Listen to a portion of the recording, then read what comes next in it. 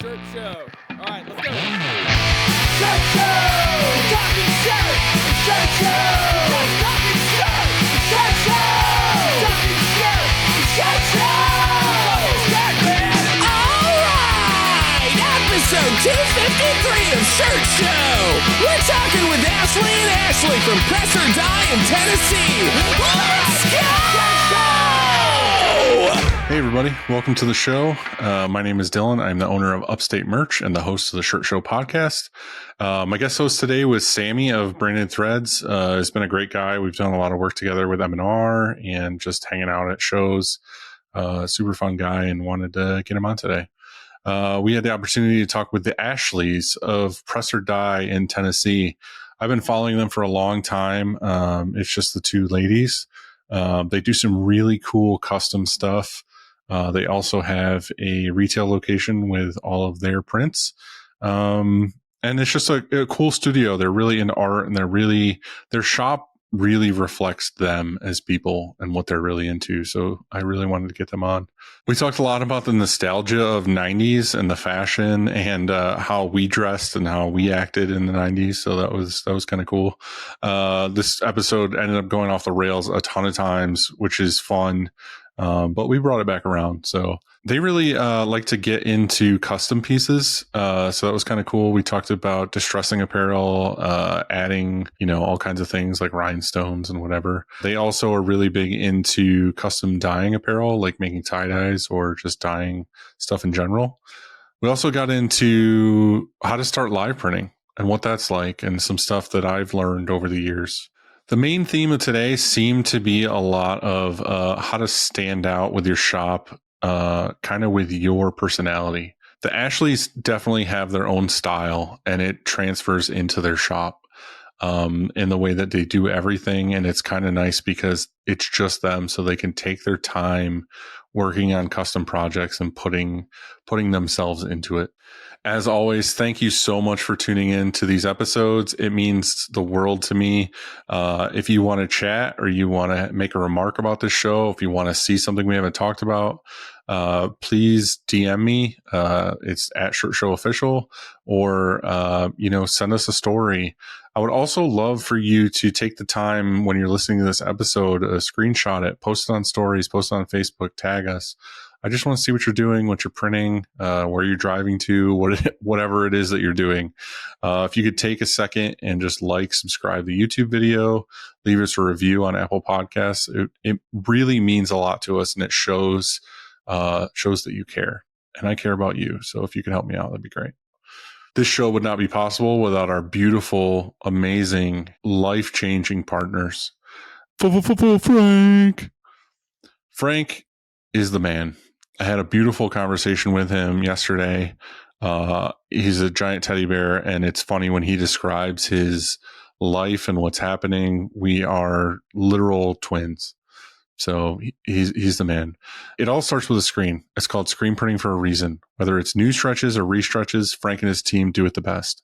Stop wasting your precious time and do it right. Get the right tool for the right job. To find out more, go to graphicscreenfashion.com, greatfuckingscreens.com, or ffffrank.com.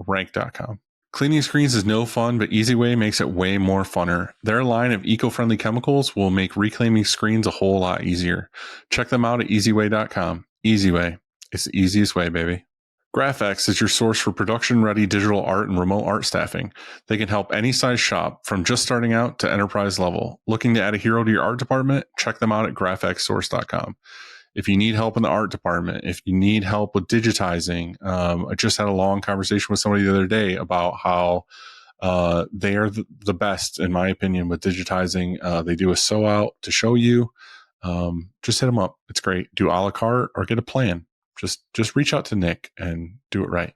SNS Activewear and Alpha Broder are integrating to become your premier partner for the apparel industry. With one website, one purchase order, 14 distribution centers, and over 100 beloved brands, you can streamline your ordering and hit free freight faster than ever. SNS has 1 to 2 day shipping with the lowest error rate in the industry. Don't forget they have combined net term limits to benefit your business like never before. Be sure to order your blanks from ssactivewear.com. The weathered hues of Comfort Colors are inspired by nature, so it makes sense that their dye process would be made with respect for it too. The Pigment Pure process produces earth-friendly colors by using a third less water, taking 40% less process time, consuming less energy, and requiring zero salt. The 1717 is my favorite shirt of all time.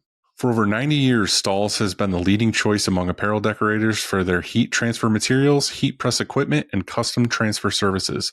Not only do they offer some of the best products, but they are always looking to innovate and educate in our industry on all things heat press. Head over to stahls.com to order your transfers and check them out on YouTube to get taught a thing or two.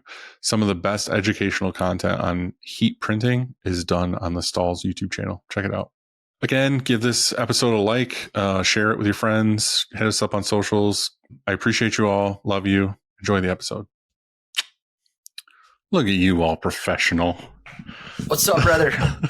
How do I sound? You sound beautiful. Look at this thing, man. Big dog got called up. It's big leagues now. Big leagues. Good for Let's you. go.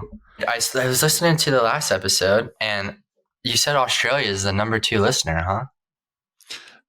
I mean, there's That's a lot sweet. of countries that are really good, but like just like the entire area of Australia is number 2 as far as like Hell yeah. listeners. And I was like, oh, that's really cool. Hello, But mate. yeah, we get hit up a lot from DMs from people in Australia, which hell yeah, I'm all for. Like That that's is so sweet. cool. Have you ever Yeah. been? I have not. I want to. Me too. Bad. We just make a trip. The 20-hour flight, though, is Yeah, that seems like it sucks. not fun. We'll just get lost in the water over on the way. Yeah, especially like the past, like this year. Oh my God, there's always The plane flights? crashes. Yeah. I know.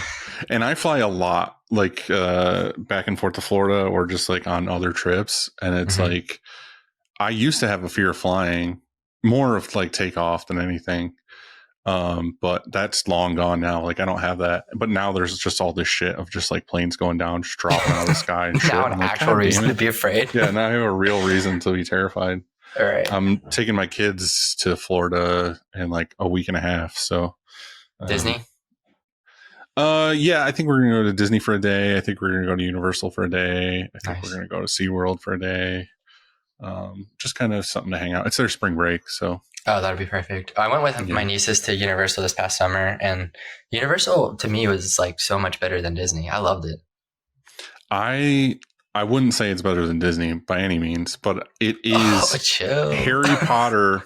Harry Potter Land is fucking awesome. It's very. I don't like truly. I'm not like into that. I don't watch the movies or anything, but that was very, very cool. I had a really Yeah. good time there. Well, I say better than Disney because I love the magic of Disney in the sense of every park is down to the fucking dirt on the ground is themed.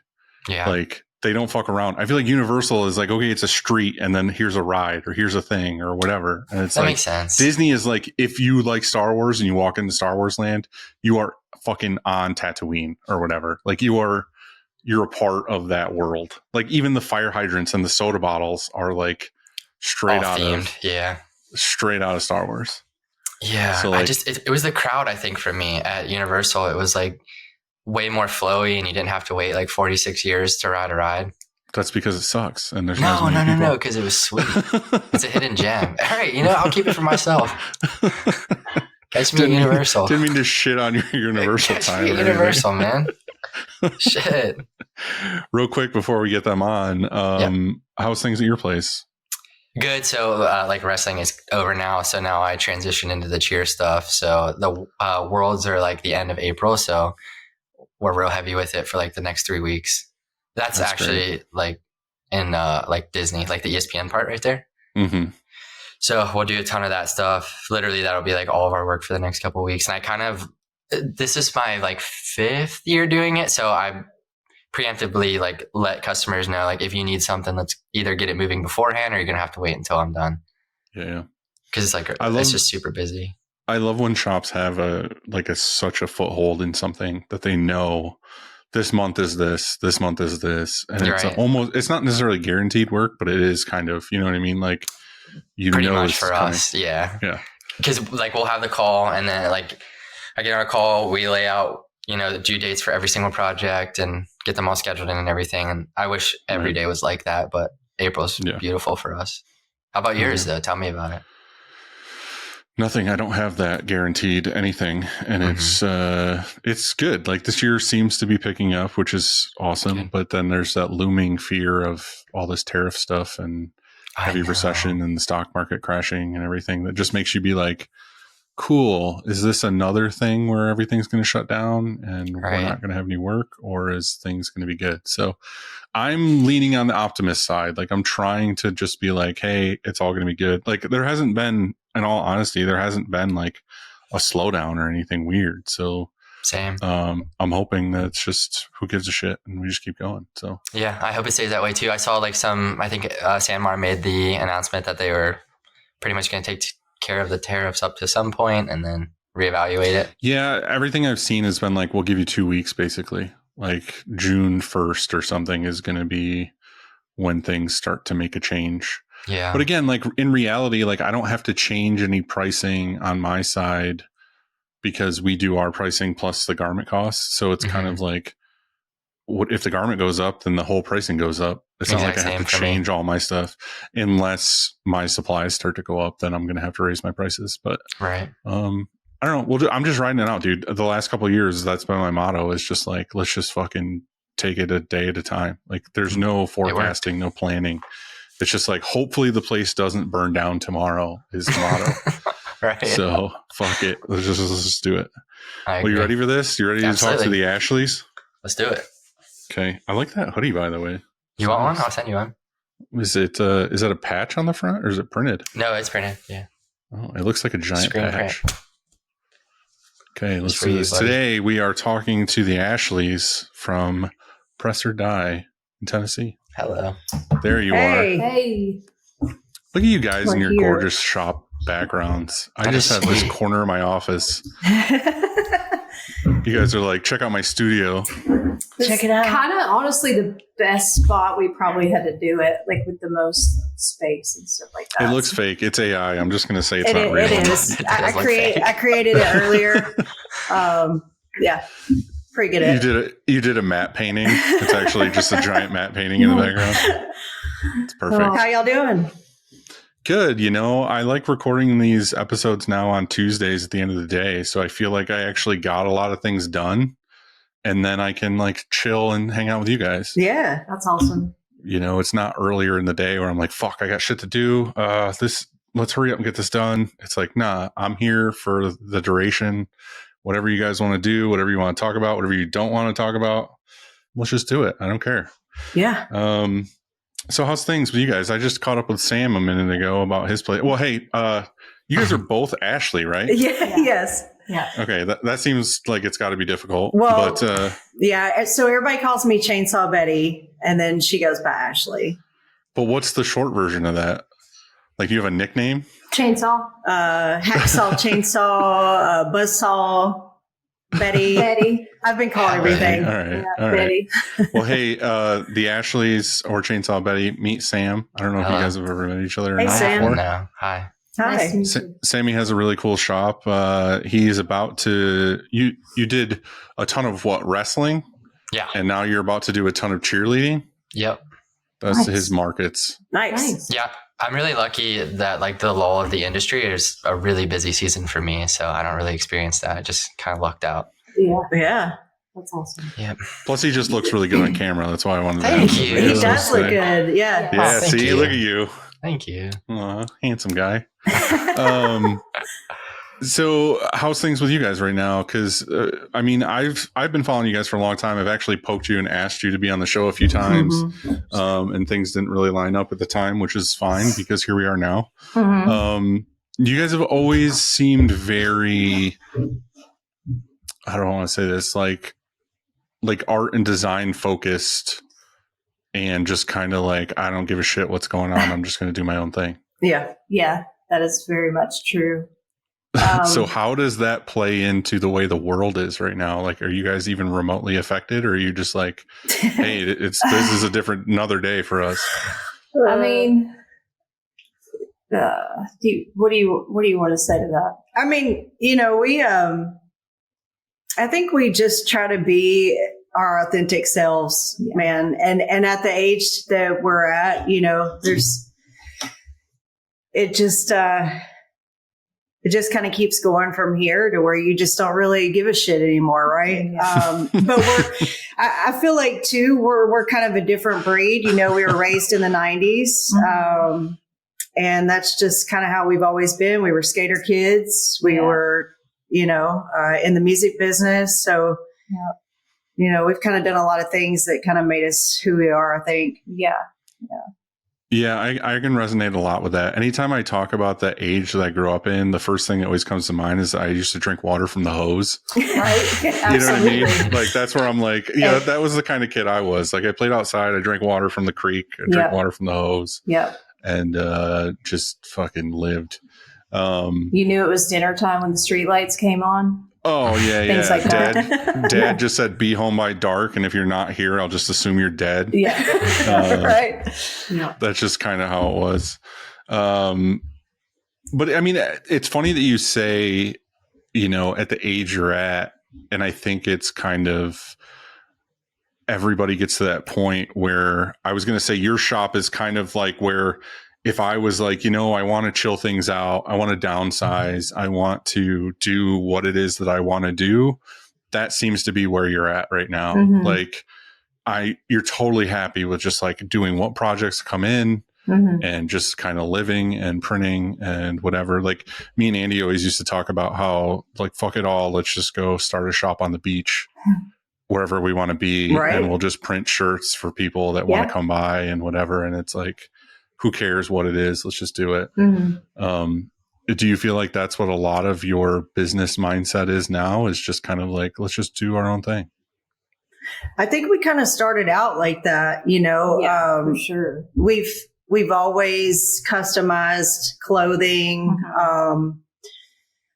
I've always done tie-dye, stuff like that. So we just kind of integrated it into when 2020 happened.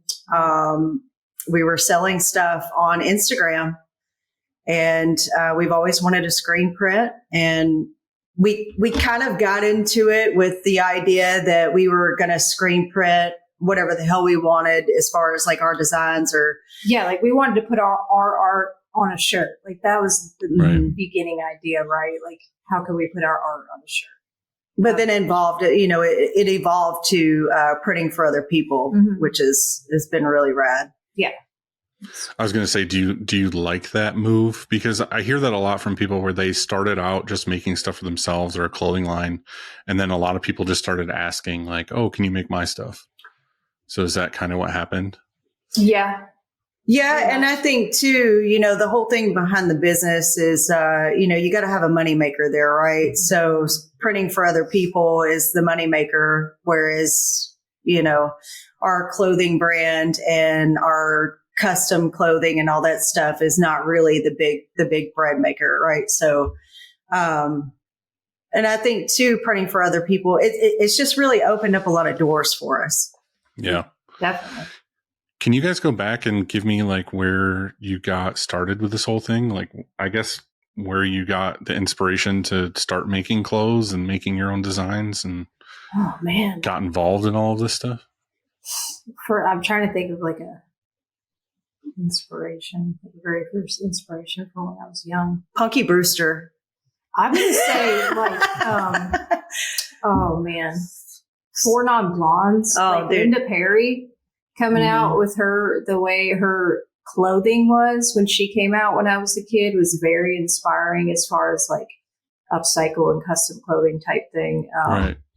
And being different, I guess. It kind of all started there for me personally. Spray painting stencils on T-shirts, Yeah. you know. I did that. I did that for a long time before I even knew or cared. Right? I think that might have been just a part of the times though. mhm. Like, I guess the music scene and my daughter is kind of at the age now where I started I don't want to say this in a weird way, like dressing a different way. Mhm. Cause she asked me like, oh, what did you like dress like in high school? I was like, well, I'm pretty much exactly like I am now.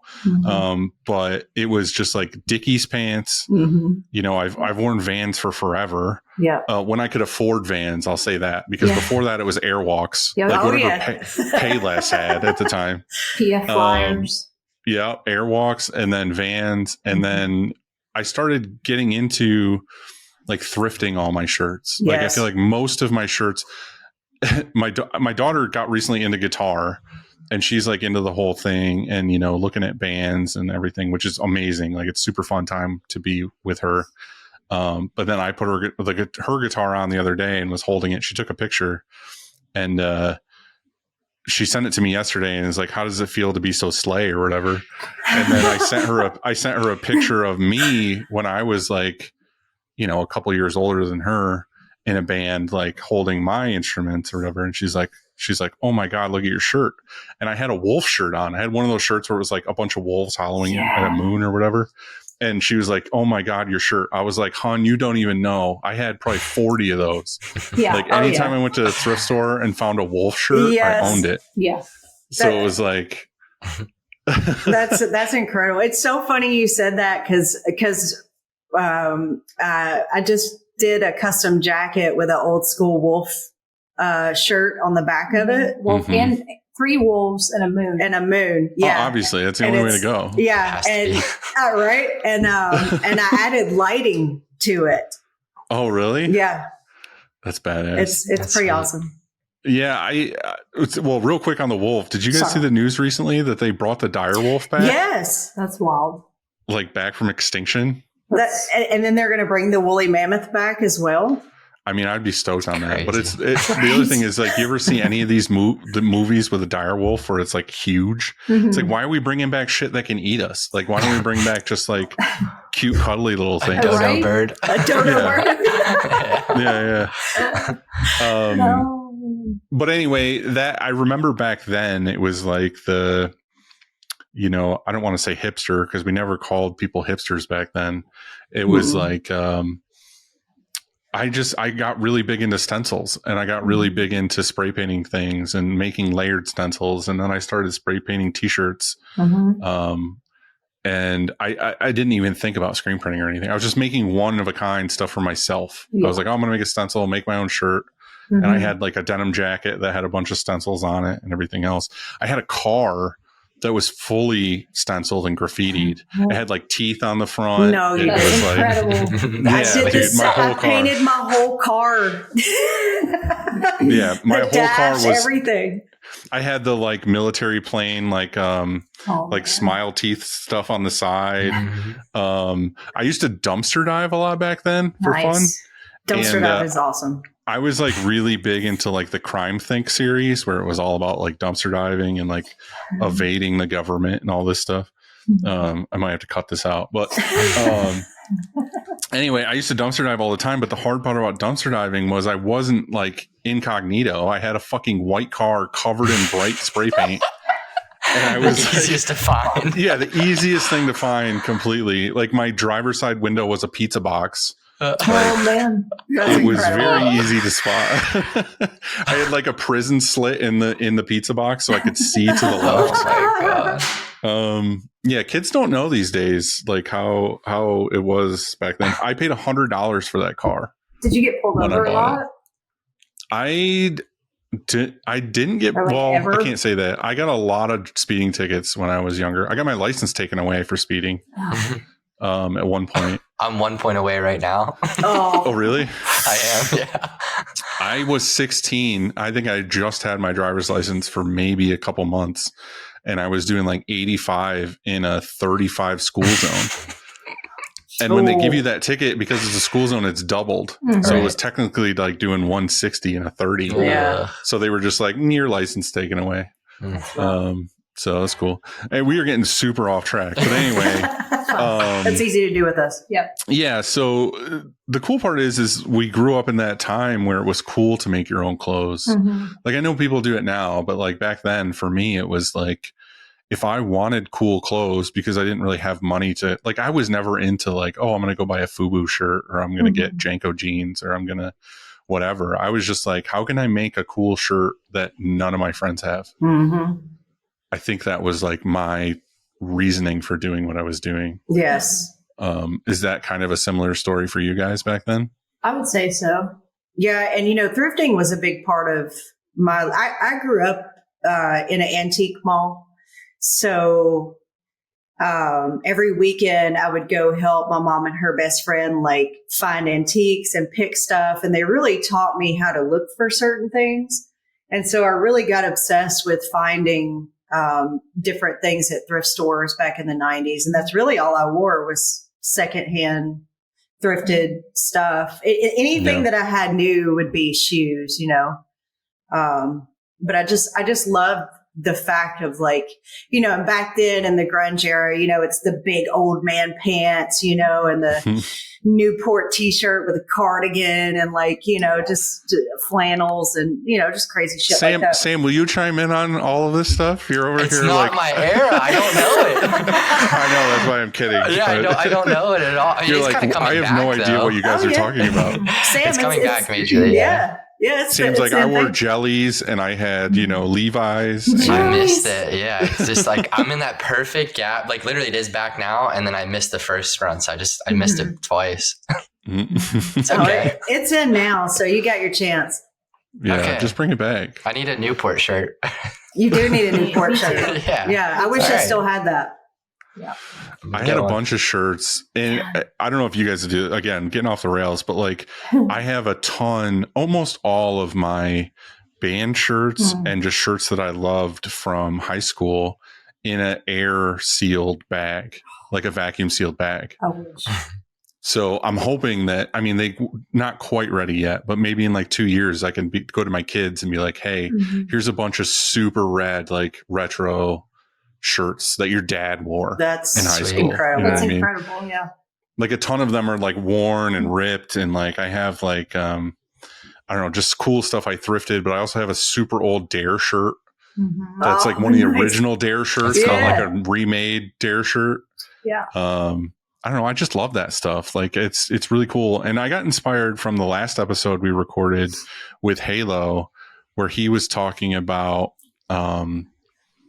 basically, we got talking about how nowadays there's such a demand for beat up shirts. Like people will go on eBay and buy this like shirt that's basically a rag. Like it's missing a sleeve, half the neck's missing, holes in it, and they spent like $3,000 on it. And I'm It's like, crazy. this stuff's crazy. And it's It's cool because wild. you guys seem to like that. Like you guys kind of make some of that stuff. So like, We do. yeah. We distress a lot of our stuff. We like to rip holes in Oh yeah. different places and layer and stuff like that. Yeah. It depends on the garment, I guess, and what, for us with all our upcycle stuff, right? It depends on like maybe the artist that we're putting on it or the band or whatever. Like some of them you want way more distress than others or way more character to it, or you just want them to be kind of plain worn, versus taking a Dremel to the whole thing and punching studs through it and safety pins and things like that. Yeah, but it's more of a, I guess an upcharge kind of like you're putting actual hand care into each tee. It's not something you can necessarily mass produce. I mean, you can obviously, but like if you're sitting there with a Dremel or a razor blade, like cutting holes and everything else, or adding studs or rhinestones or whatever you're doing, like it's way more of a thing. And I don't know, Sam, if you can chime into this, have you ever tried to upsell your cheer girls on more blinged out shirts, or is it just like printing logos on things? Yeah, I just do the logos because most of it is contracted out to me, and the person that contracts it out to me does all the rhinestone stuff for it, and they're like transfers. So he does all that, and it's like giant, like literally like the entire shirt would be rhinestoned out. So I kind of stay away from that just because I don't think the margins Because it sounds would be like a any good. nightmare. Right, Yeah. right. So no, honestly, like we've done some distress stuff, but even that, like after doing it, I was like, I don't really see the value just because of how long it took us. It was different. Like obviously now with like a bigger portion of the expenses going to payroll, that I have to like think about those things more than I used to when it was just me. And, Yeah. my time was my time, but now it's like, oh, if I have somebody distressing a shirt and we get 10 done an hour, that is not good.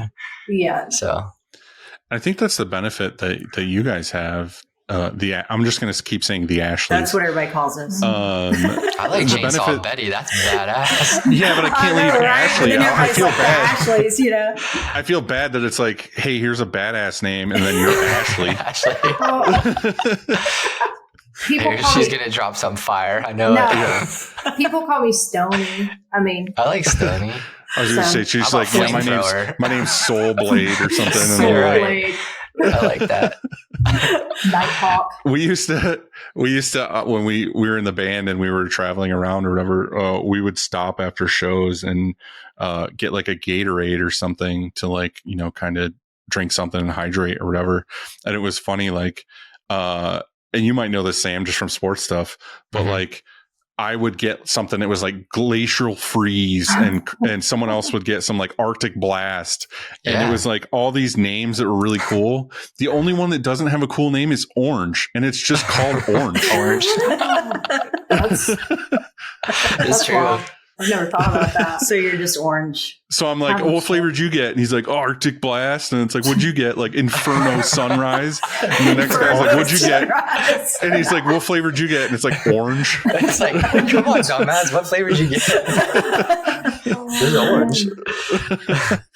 I don't even, again, I don't remember what we were talking about. It's beautiful. We're talking is about beautiful. customization of Yeah, like, so- yeah. Pretty much, again, what I've gathered from you guys, and kind of Christina talked to you guys a little bit too, is that you're in such a sweet spot that the owners and the creatives and the people doing the work are you guys. Mhm. Where again, like Sam's like, I can't necessarily do this because I have staff and I have worries of payroll and making the numbers work and make sense. But you guys are like, I can do whatever the hell I want because this makes sense to me and this is what I want to do. So how do you, with your business, account for that kind of thing? Do you just are like, hey, this is like, you just agree on a price for something and you're like, this is what we're going to do? Or are you just like, hey, we'll figure it out in the end? Or do people come to you because they want what you can offer? Not necessarily like, you're not just a regular place that someone's like, hey, I need some shirts because I'm a plumber. Or are you like, yeah, we'll take that. It's just the next job we're doing like something really custom and crazy and I'm tie-dyeing these or whatever. Most of like the custom stuff we just do for our own Mhm. clothing brand and our little retail store. Right. And that all started like with us doing pop-up events and things like that. Flea markets. Flea markets. And we kind of briefly, we got to a point with that where we were like, we got tired of trying to schedule it in advance and then have all this stuff prepared while running the print shop with just the two of us and trying to make it to these events, load in, load out. It was just a lot. And we we're fortunate enough to be able to have a space and have a little retail area. And that's where most of our custom stuff goes as far as like distress, studying, things like that. But we do offer custom dye services to the public and to our print clients. Now, that is another thing that we can only like mass produce to a certain extent Mhm. because, that's why we kind of call it like a small batch dye service thing. What's the largest run you will take for something like that? Well, Think you we know, did. sometimes I always tell her it depends. It depends because if it all makes sense and we have the timeline to do like a really big order and not feel rushed And it's not about a it, crazy like dye. yeah, Like- it's not, because there's different processes that we do. And some of them are very intense where you have to do like a double dipped hot process dye and then a cold process dye on top of that and all these things. Then you have to wash all of those and dry all of those. Then you have to print all of them. So the biggest one we've ever done was probably 100 Hoodies. hoodies. Whew, that was And that was a lot.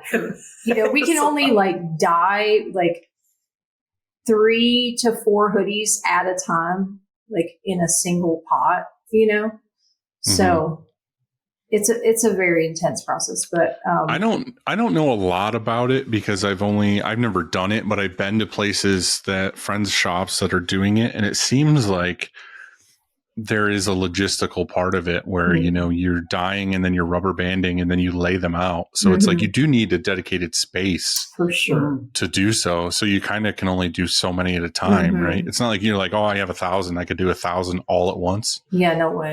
Well, and the thing is too, if it's what people really love about our dyes is we, instead of using bleach, we use a non-destructive way to pull the color out of the fabric. And that's where the hot process comes in. So, you know, all this has to be done on a stove at 200 degrees and all this stuff. So depending on how many shirts, you know, obviously you can fit more t-shirts in a pot, right, than you can hoodies. So it depends on the process, but a lot of people like the black shirt with some sort of vibrant dye on it. Whereas bleach, you know, over time, you know, it just starts disintegrating the shirt, ripping holes in the shirt. I didn't know that. And in the beginning of Presso Dye, that was literally like when we go back and look at old photos or timelines and stuff, that is all you see is like people were literally coming to us just for dyes in the beginning, and then they would just do screen printing because we had that service available as well. Yeah, and I think I don't want to go too off track, but I think the reason why I wanted to have you guys on is because I like talking to shops that kind of have a focus in a little bit of something that sets them apart. So when I see you guys and I think of where you are and I think of all this, and again, like, tell me I'm an asshole or to stop, but like, I feel like your way of doing things and, you know, I don't want to say, like the tie-dye and the way to print and the way to customize things and everything, you could really, if you wanted to, push it hard and sell to creatives in Nashville. Yeah. You know what I mean? Like, hey, we are the place to go for this. And that's, you know, we used to talk on Instagram a lot about how, like, my shop, when I used to run the Instagram and I used to focus on it a lot, all of our photos were kind of themed. Like, it was more geared toward the band stuff and the comic book stuff and the fun art stuff. But like, you know, that might be, you know, it might be like 15 jobs a week that are like that. But there's another 200 orders that went out this week that was like John's Plumbing. Yeah. You know, it's just something to pay the bills and something to print. Yeah. But you want to show the world that, hey, we're trying to focus on this market and get the kind of clientele that we want. And the goal is, in the end, is to grow every year that specific market I'm trying to get to where I can not necessarily turn down, but like maybe push away the stuff that's just dumb and monotonous that we don't want to do. You know what I mean? So again, my thinking is like, push the hell out of you guys being custom, push the hell out of like the tie-dye stuff, because the people who watch what you do don't necessarily watch you to watch you print, you know, a Shake Shack shirt. They're watching you to be like, oh shit, they custom tie-dyed this and they washed it and then they printed it and then they distressed it and they did this. And then, you know, my artists in Nashville or whatever is like, oh, I want to, you know, sell that on my thing. And they're selling shirts for like $150 a piece or some shit. And it's like, hey, if you're an artist and that's what you want to do, like sell that, like dive deep into that shit. Yeah, we've done a couple custom pieces, like stage, you know, stuff for people. Well, we've definitely done dyed runs for artists and other clothing brands and things like that as well. I always think that stuff is so cool. Like, I'm like, oh, I want to do that. I want to do that. But I'm in Sammy's camp of like, shit, well, I got employees. Like, there's always days where we try to do something new. And the downside to that is I go out in the shop and I look and it's like, cool, we're trying something new, but there's 10 people standing around just waiting to like be like, oh, well, you got to get to the end of the dryer and you got to do this. And it's like, well, we got to tweak this still. We got to play with this. And everyone's just like, I don't know what to do. And it's like, I should just send everybody home and have like 2 people here to like do the fun test thing and then bring everybody back when it's ready to go. So I don't know. I always see this guy. I think I just get pushed it because I watch a lot of like custom stuff on Instagram where it's like I think he's in Nashville, where he just like makes these crazy custom, I don't want to call them cowboy hats, but just like hats where it's like, oh, I'm going to like form this from just a blank material. Oh, the round then, rim. Well, there's that. And then what is it? Like a Stetson or something is that kind of hat. But the guy will make it and he'll make like the top of it, make it look like it's like a skull. And then he's got all these wrappings and he's like burning them in certain ways. And then when it's done, it's this like crazy thing. But he did it right there in front of you in like whatever, like a half an hour or something. And it's like, that's how I feel when I see people like you guys like making custom stuff from like, that's what people want. Like they see the value. No one's going to come to you and be like, oh, I can get it 10 cents cheaper down the road. And it's like, nah, dude, that's not what we're making. Yeah. And you know, our whole thing too behind it is that we want to keep things affordable, right? We don't want a shirt that's like $750 that you have to pay for. I mean, you do. I do, right? I mean, that would be nice, you know, like I sold one shirt and we're good. Like in a perfect world, yes. But again, you know, like I think that we really strive to really like bring what we were able to see in the 90s, right? Like we had a bunch of rad stores that we were able to go to that really had some cool shit. And there's really nothing like that anymore, especially around here. You know, and Nashville's gotten so saturated that it's really just kind of the same old shit. You know what I mean? And we just wanted to like make something that we felt so inspired by as teenagers for the younger generation to come into and see, and like things that you can't get on the internet or on Amazon or, you know, wherever. Yeah. Whether it's vintage, thrifted, customized, whether it's our brand Blumex, you know, we have a little bit of everything. So I was wondering, I wrote a couple things down because I didn't want to interrupt, but Dylan hit on it for a second, and him and I talked about it just for a second before you guys got on, was like, you know, the tariffs upcoming and stuff. And it wouldn't like necessarily affect how we price stuff because it's based off of garment, and then we mark up based on whatever service we're doing. So, and I'm not asking for exact numbers or anything, but how do you find pricing with what you do? Is it like time based or per piece, or how do you do that? We kind of do the same thing. Like we price per garment, and, you know, by whatever service we're doing, it's just added to the garment. You know, most of our clients tend to use the same handfuls of garments. So everybody kind of gets the same price for the most part. But yeah, it's more about just whatever service you're getting. You know, if you're getting printing and dyeing, or just we've had clients just hit us up for dye services before, you know. But that's kind of how we do. Is that something that you have to find yourself like editing based off of it taking more time or less time as time goes? You get more efficient at it, try different processes, stuff like that? Yeah, I mean, I think it just all depends like what they want and what the end result's going to be. You know, if it's just a one process dye or if it's going to be several different, with the custom pieces, you know, it just depends on how much time I've put it, like what, you know. That's definitely the custom, like the individual custom things, like a jacket or something. That's definitely a time thing. Right. How much sewing I did on it or adding to, you know. Is that build like before or after? Because how do you even like, I guess it kind of, because you've been doing it, you have a roundabout idea of how long it would take, but I'm sure like everything you run into like snags here or there. So, I mean, well, the thing, not to interrupt, but you're fine. there's jobs that like, there's even one that we talked about or considered recently where I won't get into too much detail, but there's this place near us that basically they make these bags and they're overwhelmed they have their own print facility, but they're overwhelmed and they needed a partner that's close by that can help them do these bags or whatever.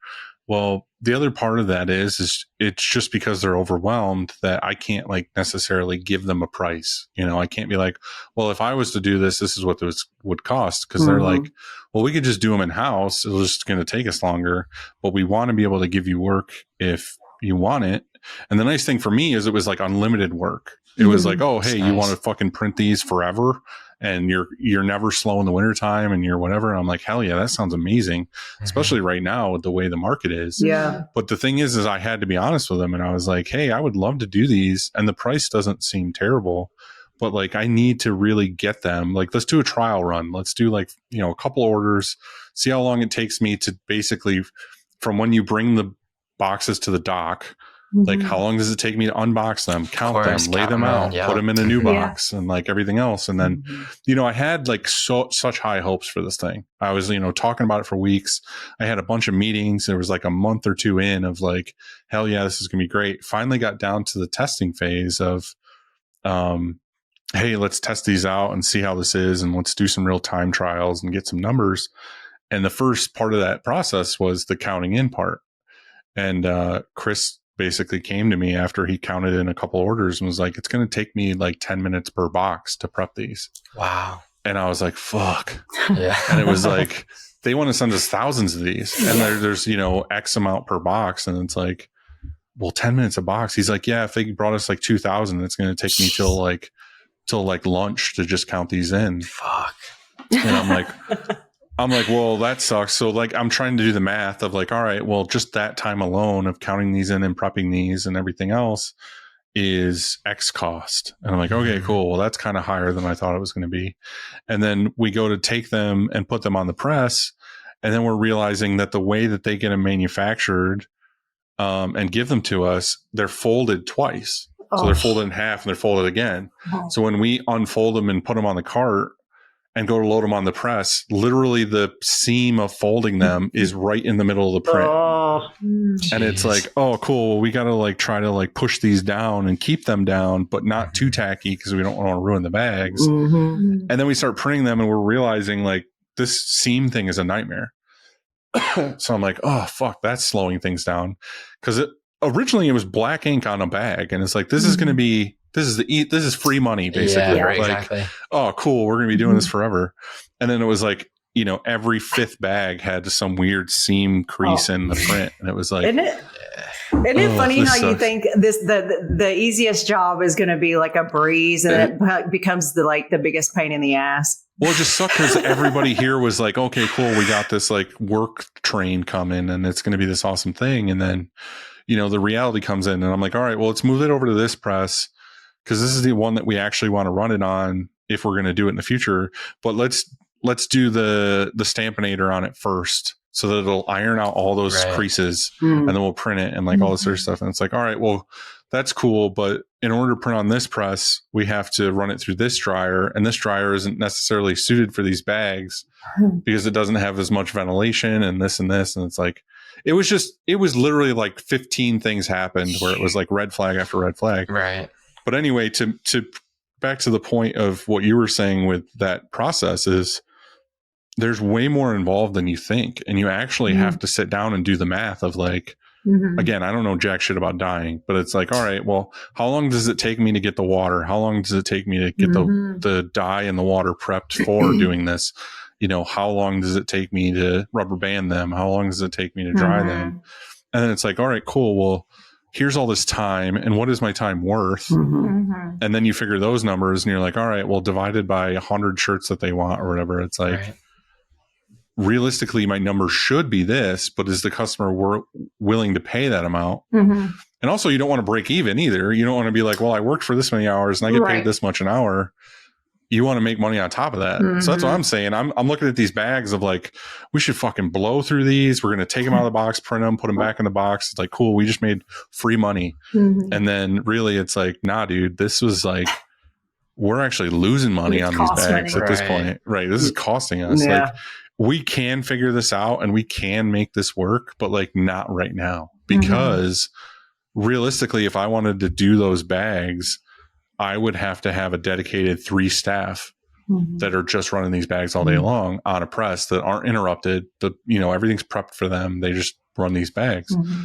But if I have to run the actual numbers and throw them into regular production that we have right now, when we don't have that extra 3 staff, it just didn't work. So that's where I'm looking at all this custom stuff that you guys do. And it's like, well, in reality, what you should do is you should just have a day where you do it for yourselves or for your own brand and you time everything.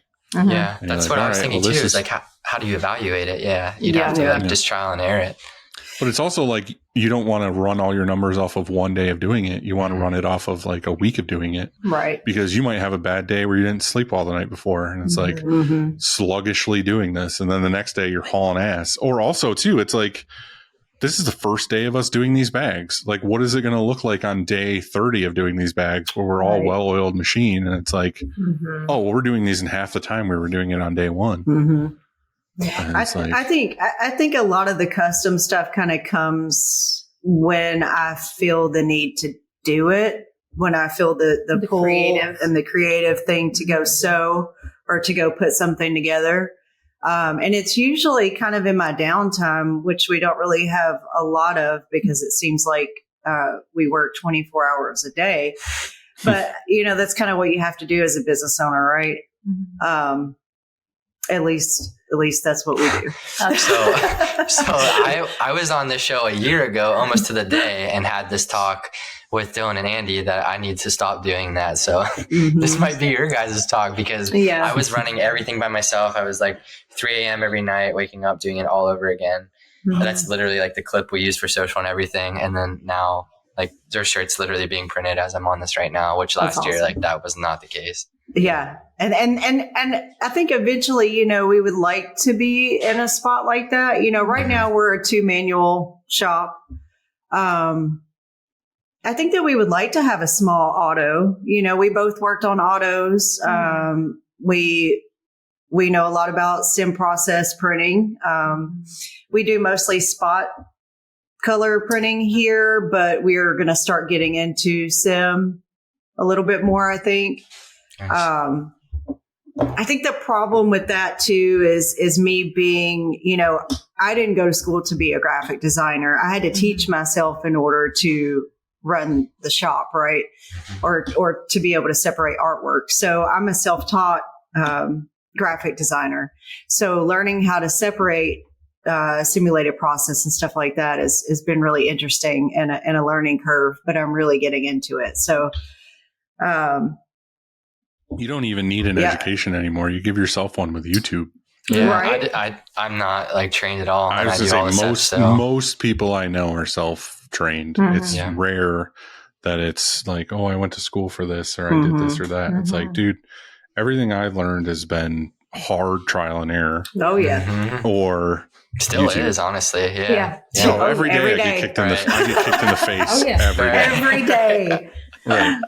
It's Yeah. like when people ask me that are about to start a business or whatever, and you see them like glowing and happy, and I'm like, I love that for you. That's awesome. Just get ready to be punted right here, Yeah. like Yeah. daily. Yeah. And then you grow and you're real happy, and then boom. Yeah, just like, Over hey, and over you're again. gonna get just fucking drilled off that Yeah. mountaintop. Yeah. 100%. So I want to kind of get back to your guys' original story a little bit. So how did you get to, together and where you are and what you're doing? Like, you didn't just start making stuff and then now you're where you're at. Like, give me some juice on how you got to where you are. Well, let's see. I've been a barber for almost 20 years. So, that was kind of my backup plan. I'm a sound engineer as well. So I toured, doing sound and then we met when I got off the road and yeah, we met through a mutual friend. yeah. And I started running a barbershop for a artist that we will not name, in Nashville. And she did, Photography, The and social media, and things like that. yeah. So we kind of worked there for some years and did some photo, video stuff for that, hair. And then when 2020 hit, the shop shut down. It was a combined barbershop, tattoo shop, clothing, and vintage store. They always go in that direction for I know some it. reason. Lifestyle. And they always go badly. Like, I don't know any that exist in that model. And the funny thing, like, it was so cool because I always thought, man, I would love to have like a barber tattoo shop, And then it happened. And, I helped him open this place, and the tattoo shop didn't last very long. I think it lasted about 8 months, and then that kind of crashed. So it really just became the barber shop and the clothing. And pretty much a shit show. Why are they always together? Now that I think about that, it really is. Yeah. Yeah. I think it's because it's just creatives that are dealing with humans, and tattooing is kind of one of those things where it's like people are really loyal to their tattoo artist if they get one that they like, and it's like it's the same when you get a barber. Where you're like, oh, I really like what this person does. I trust this person. Yeah. It's the worst when you go to somebody new and they botch it. So it's like, cool, I found somebody I trust. Let's just keep doing it. But I've had some close friends that were tattoo people that it always goes down that road of like, oh, well, we're going to add this and add this and add this. And it always ends terribly. It's never good. It's like if in screen printing, people just started being like, well, we have like half screen printing, half sandwich shop. And it's like, this is fucking right. Let's do this. We all like sandwiches. You can run the sandwiches down the dryer, though. I mean, Oh, man. True. but it's just kind of like, it's like, it doesn't work, dude. Yeah, I mean, it could, but like the ink's going to get mixed in there. It's not mayonnaise. Like, what's going to happen? And I don't know. It just seems like one of those things. What it seems like to me from the outside is it's too many cooks in the kitchen. Yeah. There's too many people thinking they're the boss. And then as soon as it's always a good idea until someone disagrees. Yeah, for sure. Yeah. And then it blows up, and then it's not a thing for anybody anymore. It's like, cool, who ruined the party? Right. So anyway, you did this barbershop / tattoo / clothing / sandwich shop. What happened next? / coffee shop. No. Right. Well, and then the pandemic happened, and that's when we kind of merged into like really doing well. It started mainly with like dyeing. She really started doing some different tie-dye styles, Did you just pick that up where you're like, I want to get into this now? Or did you have any kind of background in dyeing? I've always kind of done it, but for some reason, I always like to find weird ways to do things how other people don't do it. So I started thrifting just shirts that I thought were cool, and then I would take them home and dye them and then post them, and people would just be fighting over them in the comments. And that's kind of how it started. I don't know. I just kind of have my own way of dyeing. It's not really a traditional tie dye, you know. I always see Ashley on the left doing the printing. Is that more the focus? Like, is one more focused? Like, what are your guys' roles currently? Because you're not all doing the same thing, right? She's the video person. It's because I shoot video. That's why that happens a lot. And then, so if it's a video, she's printing. And then if she's shooting photos, then I'm printing. But most of the time, we switch up a lot. I'm usually working on either trying to get art done. She's the art department. I'm the screen room. We both do production. I'm just wondering how you don't step on each other's toes. I don't know. We work very well together. Yeah. What's like a day look like? Like from the beginning, like who's prepping what and how does it work that way?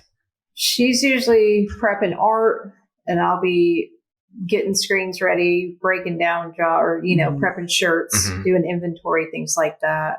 And then you rock, paper, scissors over who gets to print the job. Sometimes we do fight. We fight over it sometimes. I mean, but if we're like stacked in the art department, she'll just kind of be doing art for a while. I'm ashamed to say this, but I know nothing about. I shouldn't say that. I don't know how to work like any of the programs. Like, I don't know. I'm winking at you right now. Photoshop. You're doing great. It's like, I don't know how to take the trash out. I'm not good at it. I have recently been sitting I've tried to teach her, but and learning and trying to be way more involved. Like, I'm involved with the creative end of the art. Absolutely. 100%. She helps me a lot, really kind of because I'm so ADHD and like, you know what I mean? Like sometimes I can't like get myself to like focus on like how I want to design something. So she's really good at coming in actually like hand drawing something out for me. She's And then I'm getting like- you out of that funk. Yeah. And then I'm like, oh shit, that's great. That's a great layout. It's great. And then I can run from it, run I'm like the layout person. into Illustrator or into Photoshop and kind of do, what I want to do or where my mind's going with it. But, even like when she's printing, I'm over here pressing hats or doing neck tags or something like that. So we just kind of move about and get done what needs to be done. I just always think it's interesting for a place like a screen printing shop where there's 100 things that have to happen before a shirt even gets printed. Mhm. And you figure out in your career, you start off with like, oh, I've done everything. I've done this. And then now I have 5 hats I wear. And then it turns into 10 hats and 20 hats. And this is like what Sam was saying. This is where he was a year ago, where he was wearing, 100 hats high. Mm-hmm. And he was like, I don't know what to fucking do. Right. Sam, what did you end up now falling into? Like, what is your focus in the shop that you're like, this is what I'm good at. This is what I want to do. This is where I want to keep going. Definitely like working on the business now opposed to in it. I'm still like not great at it, but I'm getting better at it every day. And that's definitely the goal. I'm still doing the steps and stuff, but I do that at night. And it's like, I definitely need to like hand that off at some point, but I enjoy doing it. And then I know like when it goes on press that it's going to be right. And I know that like I choke or stroked it or whatever correctly. And I know what screen needs to go in what head and everything. But even since like, beginning of February, maybe I got the CTS. So that's like changed everything as well. Because at night, like I had to sit in here and print films, and that's like 5-6 minutes per film times 20 The best films. is when you stay there all night and you drove to the shop to print films all night. And then you get there in the morning to burn them. And then you find out that the films are skewed or not correct. And you have to print them again. yes. Oh, man. Well, the even better part of that is when you live upstairs and you go upstairs and then you just remember in the middle of the night that you fucked it up, and then you have to come downstairs and do it again. And then you don't sleep. But like, yeah, the CTS has changed so much, and it's like Trilock along with that has changed everything as well. So it's like, you and Rodney actually spoke about this a little bit, but it's like, I got to the point where I was like almost too efficient, where I'm like, I don't have anything for them to do now, because it's like stuff that used to take like an hour or 2 hours is taking like 15 minutes. So I got to that point, but, and then with that, I realized like, okay, I need to get more business and grow. So definitely more like outreach and like even just little like upselling tactics and stuff like that. When they're ordering t-shirts, it's just like, once they have a reorder, you want to throw some hoodies in, and then just making up like some of the margins that way to allow us to do like testing or make things more efficiently. Yeah, and this plays into the Ashleys and to you and to the industries. I feel like there was a couple years here where there was a lot of shops that were similar size and all talk and share information online, and we're all in these groups and whatever, and we help each other get more and more efficient, like really fast. When you have a community of people that are like-minded and you all share ideas, you all implement them within like a couple of years, and then all of a sudden everyone's like, oh, we're slow. But then we all look at our numbers and we're like, actually, we're up. Right. Like, we're not slow. We're just way more efficient now. Yeah, for sure. And then like Sam was saying, it's like, you can't just be like, hey, I'm going to put all these automations in play, and then I'm just going to live the same life of like, oh, I get an order here, I get an order there, and all life's good. The problem is that you get all these efficiencies. You almost have to like double your time into getting more stuff, because if you don't, then you're like, fuck, we're just standing around. Like, why did we buy this stuff when we have a ton of free time now? And Ashley, you guys were saying that basically you want to get an auto, and it's like anytime anyone goes from a manual to an auto, I'm like, well, the work that you were doing, cut that shit for the first little while till you're at least used to the press. I feel like it's going to cut almost everything in half, because you're going to be able to print. You're going to be able to print all those jobs that took you all week. You're going to have them done by Tuesday. Yeah. And now you're going to be like, cool, what the fuck are we doing Wednesday, Thursday, Friday? Custom stuff, right? Right. I mean, realistically, that's the goal. The goal is for you to be able to be like, well, cool, now I get to spend more time on the things that I want to spend time on. But also, do you have the ability to do so? And the only reason why I said something about an auto is because I think it would be awesome to have to where we can The option. to where we have the option to where we can go through the printing faster than we can manually, right? Well, there's a lot to that. Like there's a lot of variables. And Yeah. I agree with you that, everyone, and you guys can agree with me too, because we were all in this situation before and you're in this way now. Like you want to, when you're in a room of people who are other printers, you want to be like, well, I still manually print because I like the hand pulled Yes. feel and the whatever. And it's like, you're lying to yourself. Like you do like it to a degree, but you also wish that you had a machine where you could load it and that prints the thing and Yeah. it comes back around. Yeah. And it's like, I think we all say that till we get one and we're like, oh shit, I should have done this sooner. Right. But I know a lot of people that are, a husband and wife team and they have a garage shop or they whatever. And it's like, I'm always like, if you can afford it, and you want to do this career for X amount of time, just do it because your life's going to be so much easier. Like I've known people that are like a 2-man shop that go buy an auto reclaim or they buy an auto coder or something like that. And people are like, why are you buying that? It's just you two. And it's like, why? Because it's quality of life. Yeah. Like I can Yeah. go over now and be like, oh, I got to clean screens and I'm going to sit here and do this all day and have chemicals in my face. I can literally load 4 screens, hit the button, and they come out clean on the other side. Yeah. Right. That's me with the CTS. Like it's just, there's 3 of us in here every day. Like I have some part-time help and stuff and like social media and embroidery and stuff, but it's just the 3 of us. And even I bought it from Greg at Press Merch. Yeah. So I was talking to him about it. And I know that a lot of people say like, if you're doing 20 screens a day, which like a lot of times we do at least do 20 a day, but like some days we have a long run where we're only doing like 5 screens in a day. And it's like, well, why did you buy it? And I'm like, why not? Like I said, I'm at least 5-6 minutes per film and I'm doing like 20 a night. That's a lot of time that I just saved. Well, And even I just don't have to do that anymore. even just the technical side of it, Mhm. you're Oh, getting a better 100%, dot. right. You're getting no light undercutting that you used to have with films. You're having no like skew with film. You don't have to store film. You don't have to like. There's so much human error that goes into film printing to a screen, and now you're literally loading a screen into a computer It's the and same being like, every time. print this Yeah. in the exact same spot, like all Right. these other things. And it's like, that's what I'm trying to say. Like, I feel like the number one purchase anybody should make if they're screen printing is an autocoder. I don't like- have one yet. Every you piece of I got shit. to play with one. You want to sell me yours? You're such a shitty person. Sell me it. No, I think it's one of those things of like you can actually measure EOM now. Yeah. Like before you're guessing, like you're a human being and your pressures are changing. If you had coffee in the morning, if you Oh, yeah. didn't sleep well, you're coding a screen differently every time. And it's like, no, like even if you're a 1-person shop, you are loading a screen in. It is putting the same amount of pressure, the same amount of emulsion, like everything. Every screen is perfect. And it's like, imagine a shop like you guys right now, both of you, and being like, cool, I had a list of like 10,000 variables that could change my day or kick me in the face every day. Mhm. Wouldn't you like to turn that into, okay, I have now 120 variables instead of 1,000 variables? Right. That's less times of getting kicked in the teeth. Mm-hmm. So that's what all this automation is like, cool, I'm getting human error out of the way where like I have less chances of, heartache. Right. So- I mean, that's the Yeah. next thing for sure. And that's my 2024. You pushed me to hire people, so now you're pushing me to get an autocoder. So next time we talk, I'll have one. You better buy one. Well. put in that deposit. I'll get one.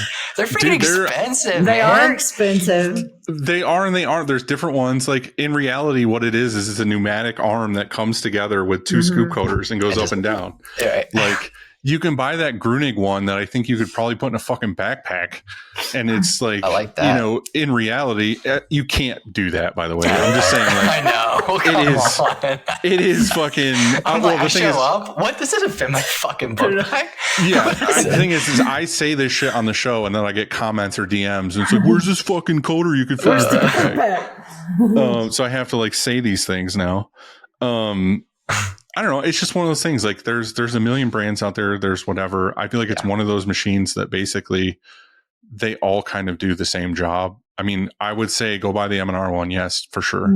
But I would say if you're in a budget and you're trying to just get a coder, get just go find a coder. Like DM me, I'll send you a great one, put you in touch with somebody who will get you one that's not inexpensive and it works. But anyway, back to the Ashleys. The reason why we're here today. I would say if you guys can afford the auto and it makes sense for you, do it. I think it's something we're definitely, and I'm trying to save my hands, right? Because like, you know, after years of touring and doing hair and stuff like that, and I, you know, get up here and print 150 shirts, you know, my hands are like this, you know, sure. So also too, you know, I was really against, working on an auto because I didn't want to feel like a robot. Right. And, you know, we worked at a very, very high paced auto shop. And it was so monotonous, man. You know, it was just load and pull, you know, and it kind of turned me off, you know. Let me ask you a question with that though, because there's a lot of different shops that run a different way. Was it a pod style shop where your only job was to load and unload? You didn't set up the press. No. You didn't do squeegees and flip bars. You did the whole thing. We did everything. Okay. We 12 color. even mixed our own ink. Yeah. I mean, we were doing, 12 color photos of, you know, we did a bunch of country artists and stuff like that. We'd usually run like a 1 second board for like 10, 12 hours a day. Yeah. It was insane. So I felt like a robot. You know what I mean? The best. I just feel like that was also, you guys won't be that same high pressure situation. No. The reason why I've been thinking about an auto lately is just simply, again, because I think that it would take a lot of pressure off of our bodies, right? You know, efficiency, and to be more efficient and to be, you know, just to be able to knock shit out faster and to be able to go to the custom area over here and to do something custom, or, you know, if we're wanting to do something else, like we have the time to do that. Do you have the space for it? Yeah, we do have the space for it. You have the power for it? For a smaller one. I think so. I think that we would probably no. I always ask that question because there's a couple big factors that people need to think about. A, can you get it in your building is number one. Number two is, do you actually have the space in your building for it with like 3 feet around the whole press to walk around it? And do you have the power source for it? Do you have 3-phase? And then also you have to add a compressor now. Like, do you have the power and the space and all this for a compressor? So, see, I was kind of thinking about an electric. Well, that was my next electric question auto. And I've caught shit for this before because I always say I'm team blue, but I've told M&R to their fucking face about this because I got shit for it once. Is I think the best first press for someone like you in the spot where you're at is the Volt, where it has the additional head that comes down because it's all electric, it's small footprint, and then your load or unload station can pull down to be a 7th print head. Yeah, that would be rad. It makes perfect sense. Or you get something like Sam's where you get the global press where it's kind of the European style press. Again, yours is air too. Yours is an all electric, right? You have air chops. Okay. It actually is a lot. I had to like upgrade my compressor too. Yeah.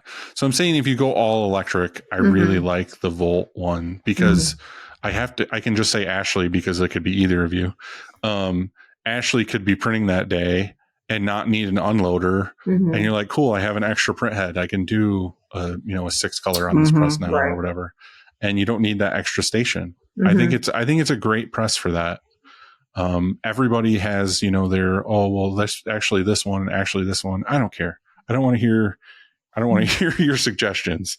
I'm saying my personal opinion on that for you guys would be that press. I actually know someone selling one right now in Florida.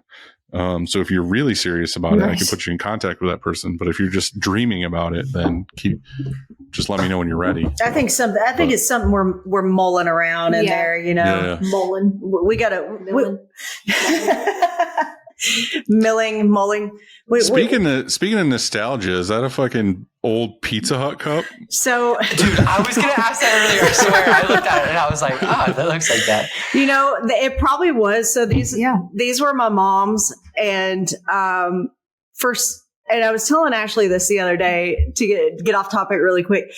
Later in her life, for some reason, she kind of became a klepto and started like taking stuff from restaurants. Hell yeah. And just like ramekins and like cups, right? Ashtrays, Like, shot and- glasses, so I'm pretty sure that these probably are, Yeah. but yeah, I definitely took these from my mom so I could keep Those them are like forever. the indestructible cups where you drop them on the 100%. ground and they Run won't it break. over. And yeah. Yes. Your car And would be like, boop, boop.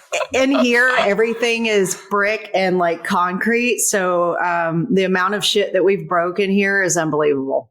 It just, that cup makes me instantly smell like personal pan pizza and like Thousand Island dressing from like the salad bar. This here reminds me of Mr. Gaddy's, but I don't know if y'all had that up there. No, I don't know what that What? is. no idea what that Mr. is. Gaddy's. Oh, Yeah. You don't have to tell me you're from the South. I can tell by how you Yeah, I talk. know. Yeah. I'm from She's from Michigan, so I'm kind of alone here, but You're from the area. So you guys also have, let's talk about your retail spot. Mhm. yeah, so we started the retail spot in October. It was something that we really wanted to do because we were doing a lot of pop-ups, a lot of flea markets, and honestly, like Nashville was getting so oversaturated. And don't get me wrong, we did really well at these. Yeah, we did great at all of them, really. Mhm. But the way to get in them, it was just taking like, you would have to sign up like 6 months in advance, and then the booth rental like just kept going up and up and up. And we were like, we would rather have our own spot where we can decorate it the way that we want. And so we were just like, this is what we're going to do. So Yeah. we just kind of, It was kind of like a very quick decision. Like nobody really knew. Like we didn't really tell anybody we were doing it. We just kind of we just popped did it. up. We were like, we opened a store just out of nowhere. So it was like right before the holidays. It was kind of weird timing too. Yeah. Was it a big financial decision? No. No. We're kind of lucky where we are. We're in a warehouse that used to be a wool blanket factory. During World War II. Yeah, they used to make wool blankets during World War II. It was built in the late 1800s. So, we have a lot of space in here that we're able to use and kind of have all of this under one roof. So you just kind of cornered a spot off and we're like, hey, this is our retail store now. Yep. Yeah. Well, it has like, It has, it's a whole separate entrance. It's a whole separate part of the warehouse, but that's basically what we did. I mean, why not utilize the same spot? if you can. And, we're like right down from the square of our little downtown. And it would be cool to have a spot in downtown down there. But at the same time, like the overhead and everything with it just wouldn't make sense for us, right? Yeah. Because this works. So this was a way for us to do it with like, without the pressure, right? with no pressure, not worrying about losing anything or having a big overhead. Like we were just able to put it there and see what happens. You know what I mean? as long as you're pushing the needle and new things are happening and you have growth, then I guess stay where you're at. And that was a discussion that we had again in the last episode with Halo was, he went the opposite route where he was like, I'm going to do the storefront thing first. And I'm going to grow my name from being on the main drag. People walk by me every day. I get people that stop here that just like walk by, see the building and walk in. You know what I mean? You don't get that when you're in a blanket factory. Right. Like you kind of have to draw people to you. Yes. So the discussion was basically, in the rent, in the heightened expenses was kind of built in his marketing budget because people just walk by. It was like a billboard that you could walk into and buy shirts. Yeah. So, he looks at it and he's like, oh, I got to spend, whatever it was, like 10 grand a month or something. But in reality, you're kind of spending $5 grand a month for the spot and you're spending $5 grand a month for the exposure. So It's a great way to look at it. If does it work or does it not? Because my argument was I'm in the middle of fucking nowhere in upstate New York in the trees in a village of 900 people. Like my rent and my costs, I don't have rent because I own the building, but like my costs are super low, but I have to spend a shitload of money to bring people here. Like I have to spend a bunch of money to get eyes on our place. So again, I could be like, oh, well, I pay fucking, I pay $500 a month for my mortgage or whatever. And it's like, yeah, but you're spending $5,000 a month in Google ads or something to get people here. And it's like, well, really, you're kind of spending $500 or $5,500 to get people to notice where you are. So I don't know. It's just, if it works for you, cool. Then just like keep doing it. But one other thing that Christina mentioned that I wanted to talk about was that you guys were looking into now getting into live printing. So you kind of want to get back into doing the events, but you want to be the attraction, not necessarily just another pop-up. We kind of want to make it a entertaining thing, right? Like we kind of want to, we don't want to be stuck. And this probably comes from me touring for as long as I did, right? I woke up in a different place every day. I got to do what I love, but it was with different people in a different place, right? And it's kind of the same thing that we want to do with printing. And, we have the advantage of, because we already do things in the artist area at Bonnaroo or, Lollapalooza or any of the festivals going on, like we already have the advantage of being in there. So if we can incorporate the two. Yes. If we can incorporate that with what we already do, I think it could really be awesome. But I think we're still kind of trying to figure that out and how we can make that work, because we're trying to work with brands to print their stuff on site. Right. So like hair brands and stuff like that. So it's just kind of something that we're trying to figure out that we would really love doing. And we know that you've done this several times. So I'm kind of curious on your take. I've done it for a long time. We've done it for years. And ever since COVID, it's definitely taken a back seat. But before COVID, I had multiple setups with multiple people going out.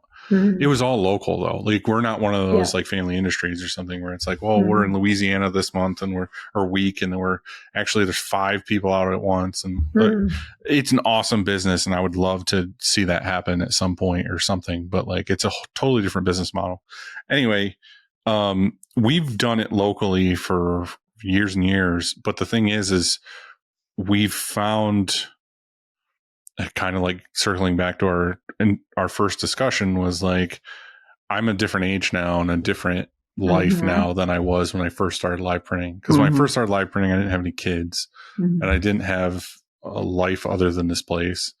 And it was kind of like, cool, every event that comes, yep, we'll do that one. We'll do that one. We'll do that one. And then it was like, all right, well, you go. And then our initial business model was, we're going to make 4 designs, 1 color, bring in a 4-color press. We're going to have a tent. We're going to have the dryer. We're going to sit there. We're going to sell shirts, $20 a pop, and cool. Well, we did like 4 years of events, like all the time. And we were doing like all these different markets and this thing and this thing. And we found out that like 80% of the things we were doing, we weren't making any money. We were just going and we'd print like 20 shirts and it was our whole Saturday. Yeah. And then we would come back and be like, cool, we each made, because I don't do it as a business. I don't know if I should say this out loud, but like, I don't do this as like everyone gets paid an hourly wage that's there. And then it's all goes back to the business. What I do is I'm like, hey, cool. The 2 or 3 of us that are going to go do this event, the cost for blanks is going to come back to Upstate because Upstate bought those. But the 2 of us who went just split the profits because we are the ones that took the risk. We took the time. And it was always a bonus for my employees because it was like, cool, I want to go do Saturday because I could, sometimes it was like, cool, we sold 1,000 shirts and they're like, cool, I made a couple grand on Saturday and put it in my cash in my pocket. And it was like, sweet. That was like 4 weeks worth of work I made on a Saturday. But then some you would go and you would spend all day at this like university And it would be like, cool, we sold 13 shirts and we were here for 12 hours. Like, this sucks. This is terrible. Yeah. So anyway, we started to discover corporate events where it was like, cool, this, box company or something wants us to go do their annual clam bake. And there was this place called Hinterwaddles, which is in Syracuse, which RIP isn't there anymore. The lady who owned it, the family who owned it, passed away. It was super sad. It was one of our favorite customers because we did a ton of events there all summer long.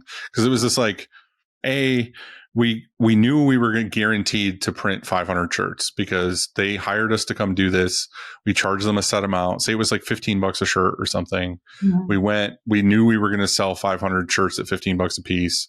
But not only did we get to go and print shirts, but there was a live band in front of us. It was all you could eat food all day long because it was a clam bake. Yes. So it was like, cool, we get to go like drink, eat, and watch a live band and make a couple grand on a Saturday. Mm-hmm. Like, why wouldn't we do this? Mm-hmm. So then we started realizing, cool, there's a lot of events out there that are for hire, not necessarily, hey, can we just set up and sell shit at your event? Mm-hmm. So that's where it was like, okay, cool, let's find the ones where what they're looking for is a marketing experience. And that's where like Family Industries and all these other places are really good at, is they have this whole network of like, we're going to make this amazing for you. What we're going to do is we're going to get people to come here and learn about your brand or learn about your product because they're going to be in line to print it for us to make this free shirt for them or free bag or tennis ball or whatever the hell it is. Mm-hmm. So that's what I would try to do if I was you, is I would try to find these events where you're saying is, some artist or something wants you to come print stuff and you have a set price, you have a set amount of shirts. Like what we do a lot of times is a guarantee. And it's like, all right, well, how many shirts can you budget for? And it's like, all right, well, let's budget for 500 shirts, 1,000 shirts, whatever it is. And you might go to this event and only print 600 shirts instead of 1,000. But then we say, okay, what we'll do is we'll print you 400 shirts at the shop then. And we'll mail them to you and we'll do a different design if you want. I don't care. But same shirt, same print, whatever. It works out for everybody because it's guaranteed. So I think it's really good. And I think, Sam, if you don't do this right now for your wrestling people Friday's or my for first whatever, one. This Friday. your first Yay, one, really? Yeah. So I've done like a bunch of transfer ones for wrestling and stuff, but in December, I bought like a Riley and a cart and a little dryer.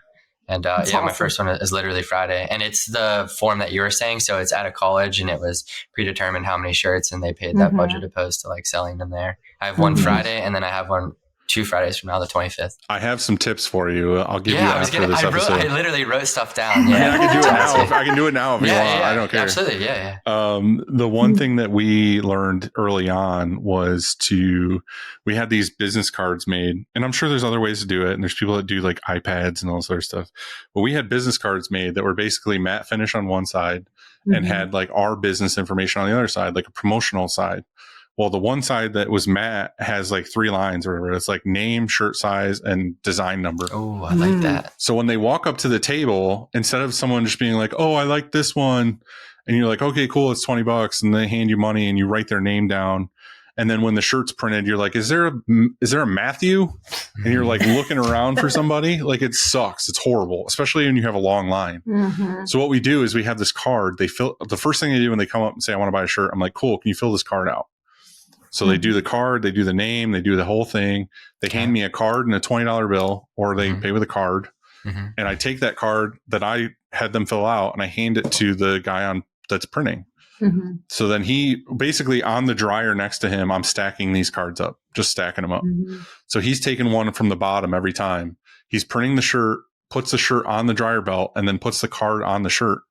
So when the shirt comes to the dryer, it's got the shirt with the card. So then the person at the end of the dryer folds the shirt, puts it on a table, puts the card on top of it. And then the person will just eventually show up and pick their shirt up. I love that. Because it's got their name on it. So there's no confusion. There's no missing people. There's no who's the shirt belong to. I like that. It's just, and we were doing tape balls for a while where they basically would, when he put the card on the shirt and ran it through the dryer, he taped it to the shirt underneath. So that way, if the shirt did fall into this little catch bin we have, the tag would stay on it. But most of the time there's somebody just there grabbing them and putting them on a table. Like we Makes didn't sense. need it. So eventually we just got rid of the tape. We just kept the card. That was like the number one thing that made it a huge game changer for us, because there were so many times where we just had shirts we were printing and didn't know who they went to, or we would do all these beer fests and people would run away and you're like, I have no fucking idea who Right. just ordered this shirt. They So come now back it's 2 like hours they later. literally have their own handwriting probably on a forgot. card. Yeah. And it's like, well, it's up to them at that point. Like, Right. say we have our main front table that has our display on it, and then we have a side long table that we just put people's shirts rolled up with their card on top of it. So they just come back and they're like, oh, this was mine. And they take it. Now it might be overkill, but how do you feel about like one of those tag guns? Like I have one of those. Would you think about doing something I like just that? think, I mean, you could. I just think it would be overkill, especially Okay, if you're running gotcha. it through the dryer, it might melt. Yeah, that makes sense. So Now, we were another- doing just the thick business card. on it. Okay. Another question I had too is, did you or have you ever like heat pressed after the dryer, or is that overkill too?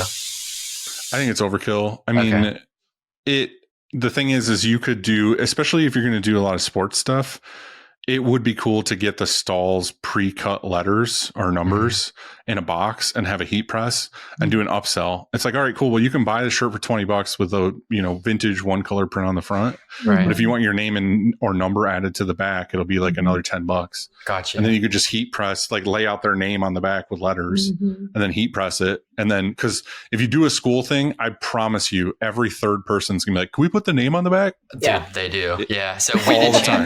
we did All champion the and time. runner up. Like we just offered those two, and it was like a $5 upsell that we did. But We I like do- custom names. That's cool. We do a shitload of swim meets in New York. Like we Okay. got involved with the people who like always have all these like championship swim meets. And it's just like every other person is like, can I put my daughter's name on the back? And it's like, fuck, no, we can't do that. Like we didn't bring that. Yeah. Other than that, I would say to just have a dedicated press and dryer and totes and make everything as like super efficient to set up as possible. Like we can set up a press and be completely ready to go in like 30, 40 minutes. Okay. Like get there, boom, bing, bang, boom, tables, like everything. We even have this rack that we bought on Amazon that we used to have the plastic one where you would put down the first layer, put in the 4 tubes, put the next layer, put the 4 Yeah. tubes, put the next layer. And it was like such a pain in the ass. Now we have one that we literally folds up metal and you Nice. roll it in position and you go click and it's like Nice. a full like 5-tier Sweet. shelf on wheels. That's awesome. And it was like things like that. You'll get like, holy shit, like I can make this more efficient. I can make this more efficient. I can make this more efficient. Because the last thing you want at the end of a long day where you sold 13 shirts is to spend 2 hours packing up. Breaking it down, just crying. You're like, you the won't first be thing able we to load do. out like that, right? It's like in school where you're looking at the clock and you see the second hand hit. You're like, first thing, you're like, wrap this shit up, All right. boys. Let's get out of here. Wrap this shit up. I actually asked it. I haven't got to check it yet, but I asked it in the Discord today. Was they're wanting to do like rally towels too? Have you ever I've printed a bunch of rally towels on the auto, but I've never done it on the manual. So Rally towels, tote bags, and t-shirts are, in my opinion, one of the easier things to print at Okay. a live print, just because it's like all one color, easy stuff. yeah, right. Yeah. We always tell the client when we go like, hey, this isn't like our normal shop. We're going to do a distressed vintage style print. We're going to do 4 one color vintage style prints for you live. Like it's not going to be like, I've seen people do it and all the power to them where they're like printing white and they have a flash they bring over and then Yeah. they move it away and they print it again. It's like, just sell the thing as vintage. Right. Be like, hey, Triple people hit it. like vintage prints. Like add distress to everything. Be like, nope, Yeah. distress print, distress print, distress Right. print. Because when you're doing it live, you're going to have lint balls and this Yep. and this. You don't have Yeah. a blowout gun. You don't have this and that. You just want to go fast. Yeah. So just do something simple. Like don't Minimal. overcomplicate it. People, and the number one thing I would recommend, which is makes it fun as fuck, is let people print. Oh, that's Like- that's what I sold this as. Yeah, I was like, they Yeah. can print their own shirts if they want to. The yeah. number one thing that gets people hyped on it, and again, like I learned this after years, and I can't remember who told me this. I want to say it might have been Max at Family, is like, don't surround yourself with tables and a tent. Like put the press out in the Yeah. open, because the first thing you want is for some guy, girl, whatever to come up to the table and they're like, oh my God, you're printing them right here. First thing, the guy on press look at them and be like, hey, do you want to print? They'll be Mhm. And hyped, they walk over and they're like, "Can I really?" That's Mhm. And cool. then you're like, "Yeah." And you're like, "First rule, do not drop the squeegee in the ink. Like, I will let you do whatever you want to do. Just don't Don't drop the drop squeegee in the ink." All right. I've literally had people like, and it's crazy. It's mind blowing that this would even exist. I've had people grab the squeegee, print, pull, just pull the squeegee one way and just drop it, let it go. Mm. Because they don't know what to do. They're like, do I put it here? Do I scoop the ink? And I just literally watch them be like, and drop it. And I'm like, what made you think that was okay? Like, how is that option one? Like, so the first thing I always say is like, just rule number one, don't drop the squeegee in the ink. But it's so fun. Like, their eyes light up. They are so pumped. They are so excited. And it makes them be like, oh, like, thank you so much. Like, this is so fun. And they remember you. Right. So like, Ashley and Ashley, if you guys are going to start doing this and you want to make it to where it brings business back to you, which I say live printing is twofold for me. Like, I am fully all about letting my staff make the money, and it's not like a huge deal for me. Like, if they want to go do it, cool. It's the marketing I get out of it Mhm. that is Right. totally worth it for me as an owner, because without fail, every event that we go do, we get a few new clients every time. Sure. Yeah. Because you never know who's walking up to that table. It could be a music festival, but the person walking up with their daughter owns a massive construction company or a brewery or a whatever. Mhm. Yep. And make sure you have promo items for yourself of like, here's my card. Like, you're ready to go with like the sale, because you will get orders from it. So that's what I'm saying. Like, go do these events, like, make the money, have fun. The events are fun, but be ready to sell too, because you're going to get clients from it. I'm excited. Yeah. I'm excited for That's you exciting. that Friday's your first one. Yeah, Like, Thank you. Super- Yeah, I'm super excited, super man. excited. It's you're Friday. either going to get hit hard or you're going to love it. I can't wait to hear I about love it. it. Yeah, for sure. Well, like, that is a nice thing. Like I said, like, we already know that we're printing 100 shirts no matter what. So Guaranteed, we're not, it's great. Yeah. yeah, it's 2 hours and we have 100 shirts. I Make know sure we're going to end up being there another longer, thing I but- would recommend to you: go buy extra fuses for the dryer, Okay, Mhm. I'll do that. because you're going to show up one of these times and it's not going to work, and you'll be like, "Shit, I don't have this Right. specific fuse that I need to make this dryer work." Mhm. Okay. I'll Always, grab those it's like too. the boat mentality. Have two of everything. Okay. Yeah. Like, bring anything. I mean, obviously, don't bring two presses or two dryers, but like, bring everything you need to fix it on the road. We Like, plan on like double burning the screens and stuff too. right. Mhm. Well, we used to do that, and then we just got to the point where we were like, "Oh, things never pop." And I think it was like the first time we stopped bringing them, we popped the screen. But I was like, "This is why." Yeah. One other thing you could do is you could just burn the design on the other side of the screen and tape it Okay. off, and then Yeah. if you need it, you can flip it or Oh, that's a whatever. good idea. All right. There's a bunch of different things you can do, but like, yeah, just make sure you're prepared, or you have heavy duty extension cords, like the big beefy ones. Right. That can handle the load. Yeah. That was something I learned at an event too. Like an electrician was there, and he's like, this is really bad, right? And I was like, what? Because I just assumed at the time, like, I'm not an electrician. I had like some like 100-foot extension cord or something, but I only needed to go like 3 feet. And I just coiled the whole thing up. He's like, this is terrible, right? He's like, this is going to start a fire. And I was like, no. He's like, yeah, you want the shortest extension cord for your area. So now I carry like an extension cord that's like a 50-footer and like a 20-footer and like a 6-footer. Yeah. And it's like, I just plug in to the closest one I can with the shortest extension cord. Makes sense. Because Now the dryer is going to make your extension cord hot too. Like, it's going to be Yeah. pulling Makes 15 sense. amps or whatever. With the towels, my only thought was, two things. Did you like thin out a plastisol, or did you use water base? And then secondly, did you try to go more towards like a microfiber towel opposed to like kind of the nappier ones? I haven't done a ton of the towels. I have learned though that like with rally towels, I don't think people really care if it's Okay. water based, because my first instinct with towels is always water based, because Yeah. people want to rub it on their face. Right. But like with something like that, it's almost like it's not really meant for rubbing on their face. It's like just Okay. a towel to have. Or So even like put on their wall or something, right? I would I would try to do something like a black ink on a towel, and I would thin it down a lot, like put a bunch of soft hand in it or something. Okay. Just so it's not like bulletproof and thick and heavy. And that's part of what we're doing. We have 3 samples coming tomorrow. So we're trying like a microfiber and then like a regular, more like nappier one. We're trying a couple Yeah. different ones. Do you guys have any questions on live printing? I mean, I don't have all the answers, but if I know something, I'll try to answer it. Not really. I mean, I think we're just going to go for it, you know. Mhm. This is something we've been talking about for a long time. I mean, realistically, it's like, just fucking do it. Like, Yeah. You're going to learn after a couple, like Mhm. what works and what doesn't work. Mhm. Like, again, when we started, this was, you know, maybe 10, 12 years ago. I had no idea. Like, we brought a full press, like a full manual press with like a heavy base. And it was like, we did that like twice and we were like, this is terrible. Yeah. This sucks. So then I bought like a Riley Jr. that I can literally Mhm. take apart. Mhm. And it was like, oh, this is way easier. And then I made a cart that I could put everything into. Like, I made a Mhm. wooden cart that has a drawer that I can Mhm. take everything I need to, you know, all the squeegees and squeegees and spatulas and tape and all these other things, is put it in this cart. Now I can just wheel one cart in Yeah. and I've got everything other than totes of shirts.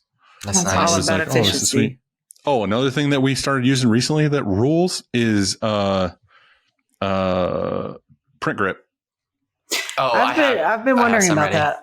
But print grip for live printing is the fucking best. Oh, I bet. Perfect. Okay, we need to get some of that. Mhm. Because we were taking pallet tape and water-based glue, and it was like Mhm. cool. Yeah. Every so often we had to change the pallet tape.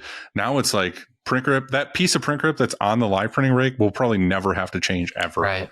Like, Right. it's That's just, it's wow. only used for events. Mhm. It immediately is sticky. Because the other thing too with like live printing is you don't have a flash. So we would put water-based glue on and we have to sit there and like blow on it and try to get it to like dry. Right. And it's like, if you're in the middle of printing and then halfway through the print and you need more tack, you can't just stop for 20 minutes and wait for the Right. pallet Yeah. to dry. So we were taking the pallet off and like hovering it over the dryer and like trying to get the Oh, glue dry. shit. And it's like, now we can just put print grip on and it's like, never Yeah. have to change it ever again. Perfect. I was actually curious if it really worked, you know, if it worked good. Oh, like for your shop in general? Yeah, I mean, yeah, just like if it 100%. stayed, you know. Yep. I would get it. I would replace all your pallets with like Mhm. pallet gel by PMI or print grip. Yeah. That sanding it- sound you heard was cleaning off that. That's what that Mhm. was. Yeah. Yeah, clean it No, off. it's been a Yeah. huge change for our shop in general, just because we can print all of our tees on it, no issue. But the biggest Mhm. thing for us was hoodies. So like before Yeah. we were using web glue Mhm. and, you know, you can only spray the surface of the pallet in so many spots, or you miss a spot, or, you know, you're Yeah. just spraying aerosol, which isn't good anyway. No.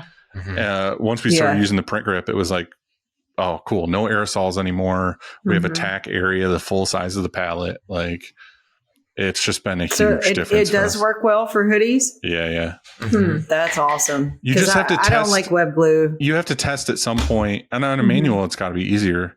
But at Mhm. some point, you're like, okay, these aren't as tacky anymore. And then you scrub the pallets. Yeah. So I can't remember, don't quote me on this, but like, I think for every cart of hoodies, they would have to maybe scrub the pallets. Maybe I'm wrong. Maybe it's 2 carts Mhm. or something, where it was like, because at first I was like, oh, they're going to have to scrub like every spin. They're going to Mhm. put all the hoodies on, take them off, and have to do whatever. And it's not that. It's way more. So I was like, all right, Let's sweet. get it up. Like this rules. But on a manual, you would easily be able to know of like, okay, this isn't sticky Mhm. anymore. Yeah. Scrub the pallets. We definitely have to get some of that. Yeah, it's definitely worth getting. It's good stuff. Yeah. Yeah. Do you guys have any shop hacks that you want to share or anything?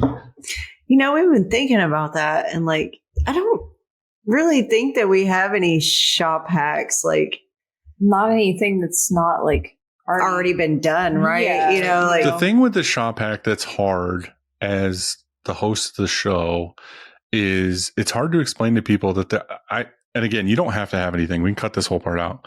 But there's so many things that people don't realize that they do every day that is Mhm. like only something they do, or is Mhm. something that's rare.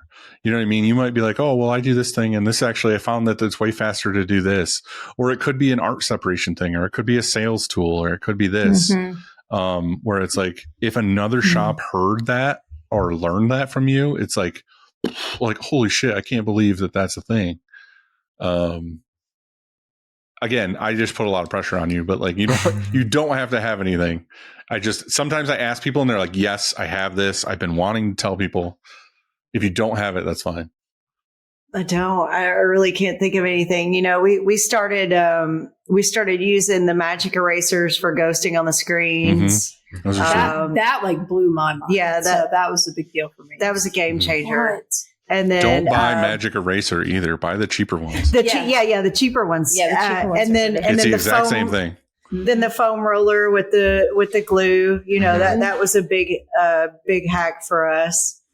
I'll put this in the episode because I said it on Instagram the other day, but like we have a lot of cool things in the works. Like there's going to be a whole new website that has all this stuff and it's a whole big thing. But on our Instagram now, we have a highlights that says shop hacks and I'm putting all the ones people submit. So if you're like, I just want to spend 2 minutes and learn if there's anything I don't know, click through those shop hacks. Yeah, there's a lot of really cool ones in there. Awesome. There's a shitload that I spent like 2 hours the other day and my eyes hurt where I was just going through every shirt show story we've ever posted, Oh man. being like, oh, was that a shop hack? Was that a shop hack? Mhm. And like adding them. So I would definitely Um, check that out. Cool. Yeah, if there's I any that love people, learning any kind of hack. yeah, if there's anybody listening to this that has one that we haven't told or you haven't been on the show or whatever, make an Instagram story and tag us and I will add it to the shop hacks list so that everyone has it. The idea is it's a community, guys. Like Mhm. whatever, let's learn together. All right. I wish we would have came hard with the shop hack, but It's we okay. we didn't. I know. We I'll don't probably have a have quick it. one. I'll That's take your- one later. you Sam, gave Sam me will it. save it. Yeah, Oh, you gave me well, it. then, okay. Well, I mean, you didn't. Fuck you. You told me it's like If you 2 say years baby ago. wipes, I'm going to stab you in the head. So, yeah, it's baby wipes. No, all the same like screens. So like when I switched to GSF, they were like different thickness than the other ones. So when I started actually using the CTS and Trilock, and you told me this would happen, and then I was like, oh fuck, that's right, you did tell me this. Is they wouldn't Trilock properly because they were different Mhm. thicknesses. So Mhm. that's a huge one. Like when you make Make sure you that your switch frames them are all the same. Yes, make sure your frames are the same. Mhm. Yeah, And baby that's a good one. wipes. And again, if you're not buying GSF frames, you're a fucking bit. up. You're not doing it right. I'm sorry if you guys aren't using Frank's screens, but like buy some and you'll be like, oh my God, this is way different. He's the man. Wait, is he the dude that does the like blocker. the blocker around the edges? You can buy blocker. And again, like Frank's gonna not like this, but like it depends on how you do it. I don't like the blocker. I like the caulking. So he Yes. offers this premium Mhm. package where when you buy the screen, they're add-ons. Mhm. So you can do the blocker, which Mhm. basically eliminates the need for tape. So if you like that, do that. That's awesome. I don't necessarily like going that route, so I don't get it. But I do always get the caulking because the caulking stops any ink or anything trying to get in Mhm. behind the frame. So what I get is I get thin thread hydro screens and I get the caulking.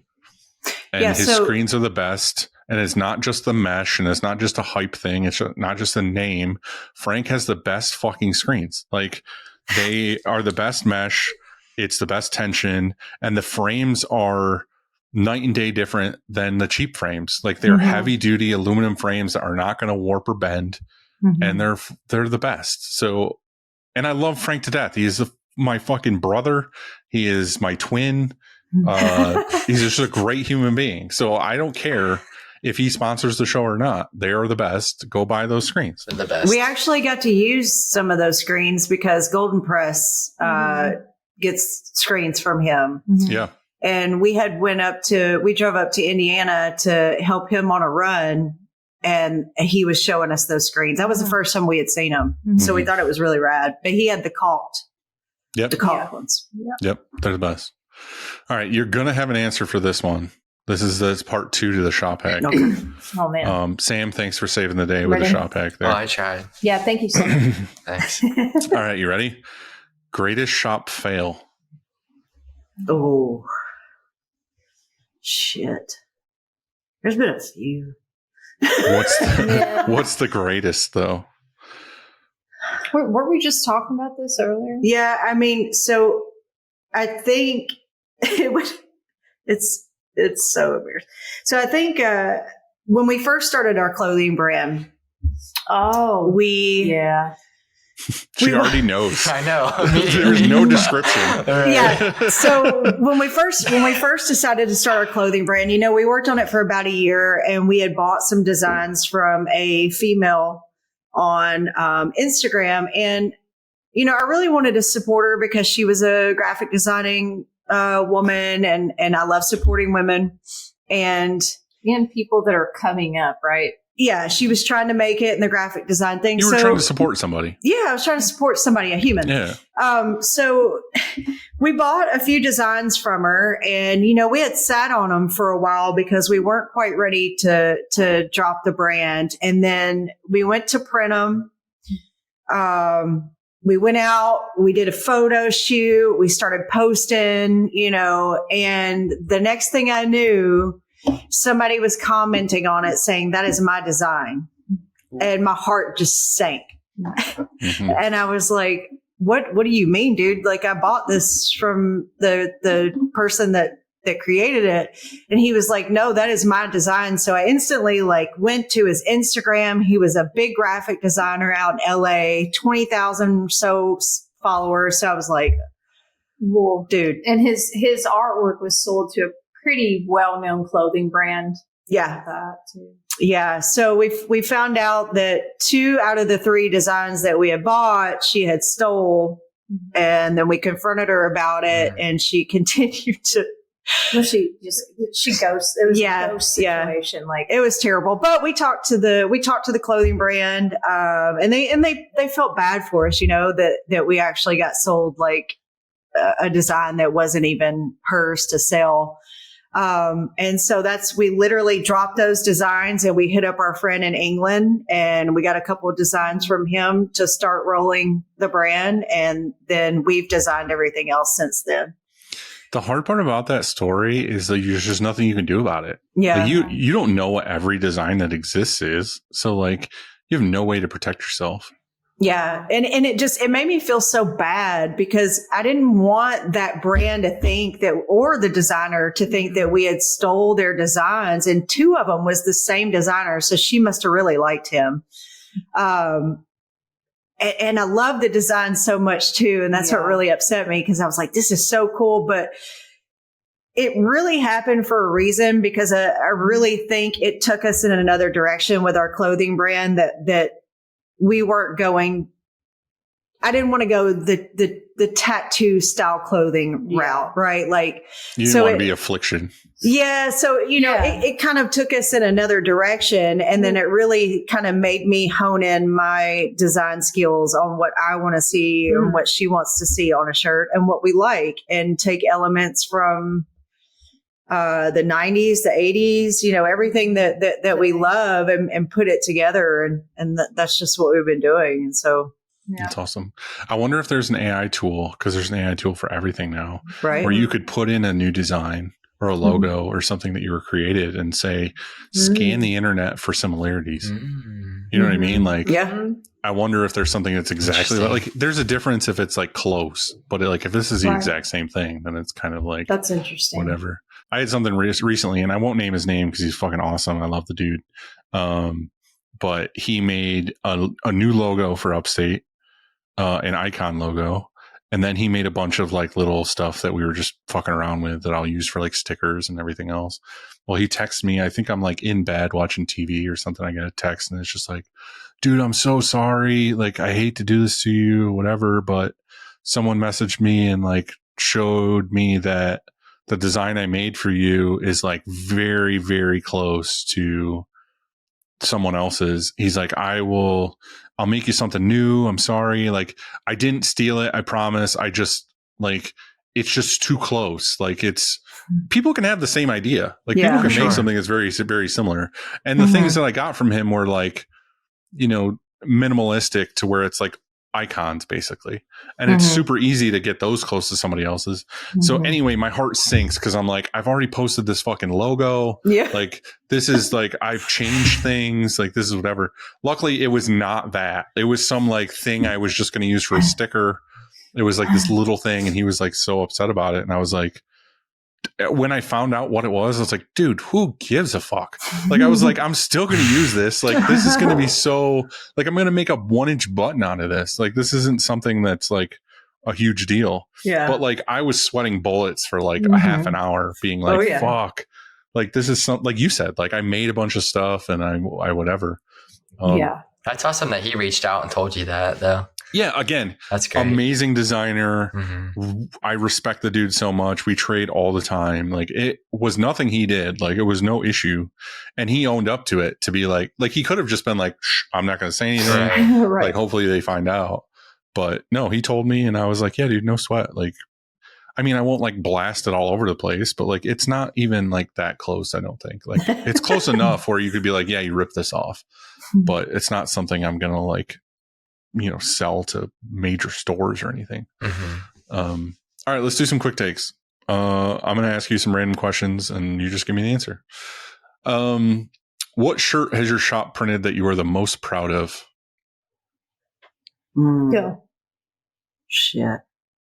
There's got it. Like, I always ask this question and people look at me like, I don't know. How do you not like, I know instantly, like, I remember I printed a shirt for Green Day and it's like, Yeah. Man, that's tough. There's a lot of those.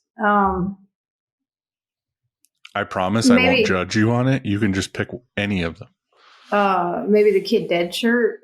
Pretty proud of that. Yeah. That was a pretty cool thing. Yeah, Kid Dead was awesome. Doing. There's also like some prints that I'm most stoked on are just simple. Like, they're one color, but it's for an artist or a band that I love Yeah. so Mhm. much. So this was the Kid Yeah. Dead was a friend of mine that was a local rapper in Nashville, and he OD'd in like 2022. Mm-hmm.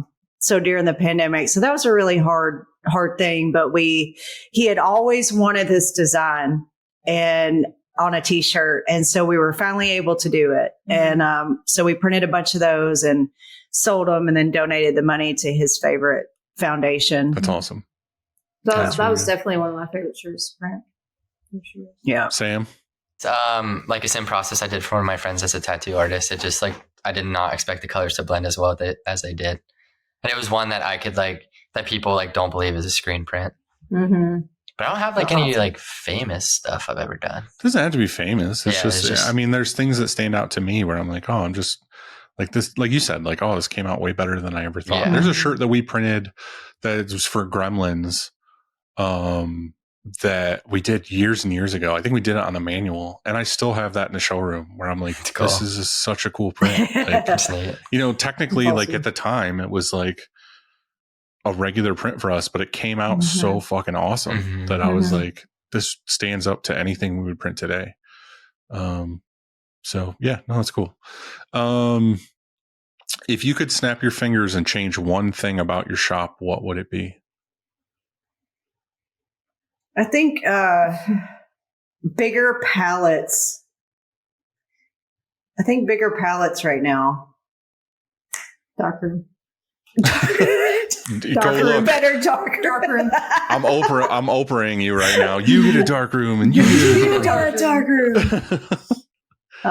Yeah. Not that there's anything. Our darkroom's great. It gets the job done.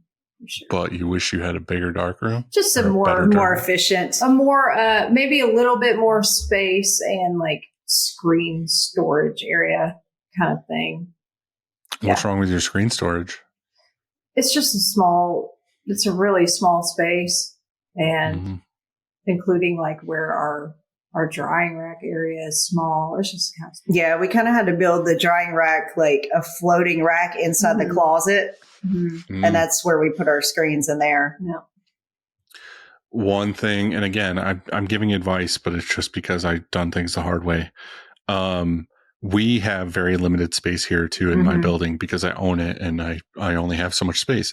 Mhm. The dark room is one of those rooms where I've had to be really creative to make more space because again, Mhm. same problem of like, okay, I've got 250 screens in here. I'd love to have 400. How do I make it happen? So one thing we did is when I first got the darkroom, I made this beautiful wall of like wooden screen racks. Mm-hmm. And, I used the like 1x1, wood things that I cut, and I made all the racks and all this other stuff. Well, I found out that if I switched to aluminum racking, I could fit twice as many screens in there because of the inch gap all the time of the dowels I was using. So then once you switch to this, whatever it is, like 1/8 of an inch strip of aluminum, I can fit X more screens. And then I found out after I switched to rolling racks in that corner, why don't I just get custom 8-foot floor to ceiling racks made that are metal? So now I fit another like 100 screens in there. That's sweet. So in the same space, I got to fit another like 250 screens that I couldn't before because I switched to aluminum and I did floor to ceiling. So I don't know if you have that ability, but like, if you could switch to something like that, then you might be able to get twice as many screens in the same area. That would definitely be helpful. Yeah. So not to tell you what to do, but like I would look at that. That's something that took me a long time to get to, but doing that made a huge difference. We always love getting advice from people. We've been in this game for about 5 years, and just like with anything, like we learn something every day. I never want to feel like I know everything about nothing. I learn something every day too. That's why I try to say on the show so much that I'm just the fucking asshole who decided to do it. Like I don't do this show because I think I'm smarter than anybody. I'm not. I learn every day. I learn from you guys right now doing this show. I'm just the one who's willing to sit here and have conversations. Yeah. So, and I also like run across things. I've been doing this for 17 years. Like I run across things and I'm like, yeah, I got bloody and fucked that up so many times that like I learned what way works. So if I can share that with you, I will. Yeah. Right. I just want to help people. Like I don't want it to be a struggle for everybody all the time. Because I feel like most of the people who do this shit, who learn to screen print, are just fucking punk kids who just want to make art and do fun shit. Yeah. So like, why are we not helping more punk kids try to do this? Yes, like, why are we making it difficult? We need to help. And I think that's a big thing with us is like, that's why we want to get into the live printing thing. And like, also too, I think it'd be really cool to teach kids and teenagers how to screen print, and like do some workshops. Just really show them. Yeah, do some workshops and really show them what the process is like. And we're trying to do more videos that show the process because I think a lot of our clients just don't really grasp the idea. I think they think that we put a shirt through a printer and it just comes out the way that it comes out, right? 17 print placements and 14 2027, baby. They don't see the artwork process and the films and then the screens and then setting up and everything. And so we're trying to do a little bit more of focusing on that so our clients can see what kind of a process it is, because I think a lot of people have it in their head. Again, they see on TV these big corporate shops just being able to push stuff out or, heat pressing, and they just think that you can put 30 different colors on a shirt, and that's not how it works, Yeah. So yeah, I get it. Yeah. I'm with you.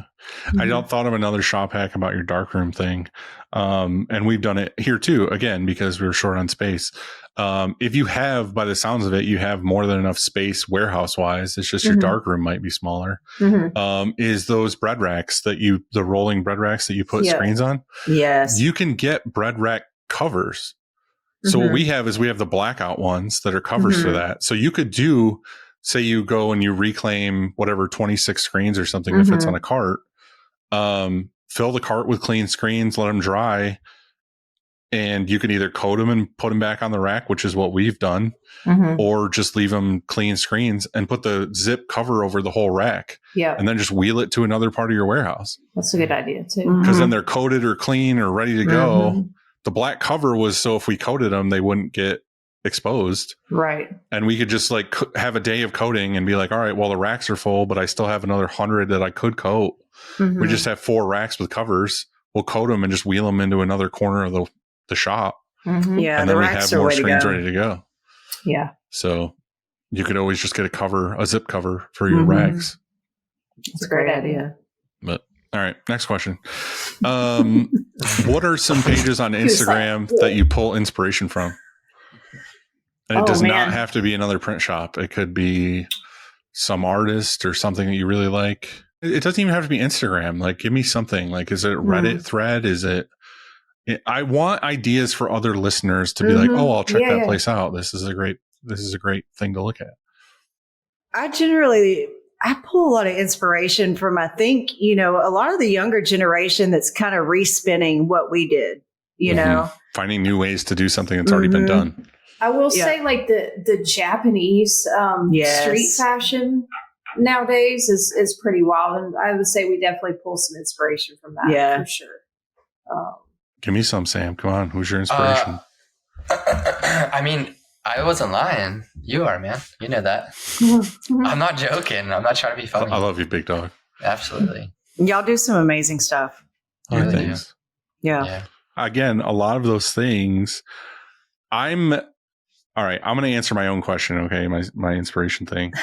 I won't name any specific names. I mean, there's a million things out there, but one thing I would recommend doing if you can is I have every single day I take screenshots.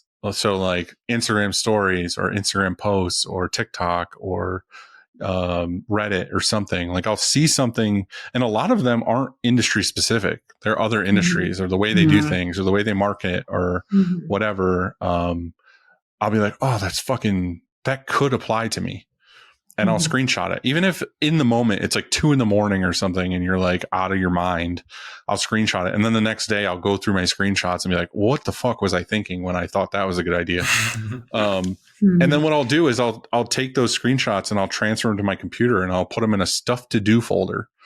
And then anytime I have downtime, I'll go through that folder and be like, oh, I can implement this thing, or I could try this thing out, or I could whatever. So like, there's so much stuff in my shop or in my office or something where it's like, it's not an original idea. It's something I was inspired from online and I tried it in my own place. And now it's common practice. It's like, oh, we do this all the time or whatever. So when I ask for inspiration, stuff like this, it's because I want more people to feel not alone, I guess. You know what I mean? Like, it's why I push for education in this industry is like, because I feel like every shop is constantly reinventing the wheel. It's like, we all do most of this shit already. Why are we not like just being like almost a playbook of like, hey, you can start here and then learn. You don't have to like beat your head against the wall in the beginning. Yeah. So now that you say that, I get a lot of inspiration from like posters. Like poster printing. I'm obsessed with poster printing and stuff like that. And I really want to do it so bad. And that's something that we haven't tried, but you should. Yeah.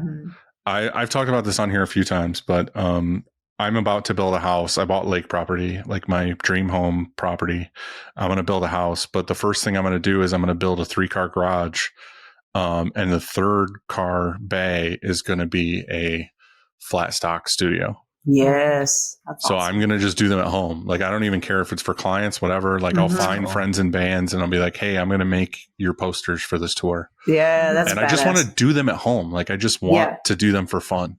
Yeah. I mean, if it takes off as a business, I don't know if I necessarily want it to, but I just want to make fun art when I'm just sitting around at home.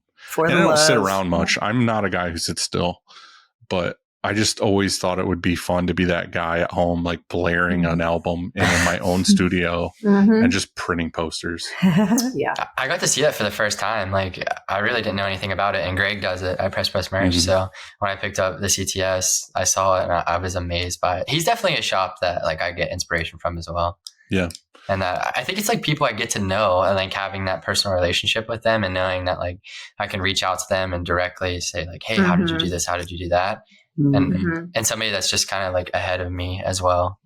Not to get deep or anything, but like the other side of it is I think all of us to a degree are insecure or we have that imposter syndrome. Oh, fuck yeah. And it's like, and the truth of it is with any of us is we can walk into a shop, like you're saying, Greg or somebody, and you're like, oh, you see all the stuff they do online. And then you meet the person and you're like, fuck, we have way more in common than I thought. Like, he's just a regular dude. Yeah, it's like whatever. And then you go to their place and you're like, well, fuck, if he can do it, I can do it. Mm-hmm. You know what I mean? And that's half the battle. I feel like with a lot of people is like, oh, I could do this thing. I could do this thing. It's like, yeah, you could fucking do it. You could do it right now. Mhm. It's just you're intimidated, or you feel like it's too much, or you're like, I'm not smart enough to do this. And it's like, just try, just Yeah. do it. Like that guy down the road fucking does it. Why can't you do it? So I don't I know. love I think that. that's half of it. It's just like, just try it. You Like, just gotta go for it. yeah, like go print some posters, and then you're gonna be like, oh, this sucked at first, but now I learned it. Mm-hmm. It's like with anything. It's like learning guitar or learning to skateboard or something. It's like you're gonna suck horribly at first, but eventually you'll be great. It's not like people pick that up and they're just awesome right off the bat. Yeah. All right, I always have a last like zinger one. It's a whatever. What is one food or drink that you refuse to share? Ooh, refuse to share a steak. Hell yeah. And I'm not sharing my steak. Other I mean, Ashley? I literally share everything. Oh, come on. What? Too name nice. one thing. She's name a one- Cancer, I'm so a share your Cancer, name. so like Yeah. Yes. if I have True. this much water, like saving is a very drop, true. that's me. She's- Like that's You're a the tough- person who shares the backwash? That's disgusting. That's pretty. Man. She's just so sweet. Now that you say it like that, I'm done sharing water. You're like, No. hey, you want this last sip that's all the shit that I just spit back into the cup? Oh, Man, there's nothing. I'm going Mm-mm. Dippin' No. Dots, man. I fucking love Dippin' Dots. Dippin' Dots. I mean, They're maybe so like good. pizza.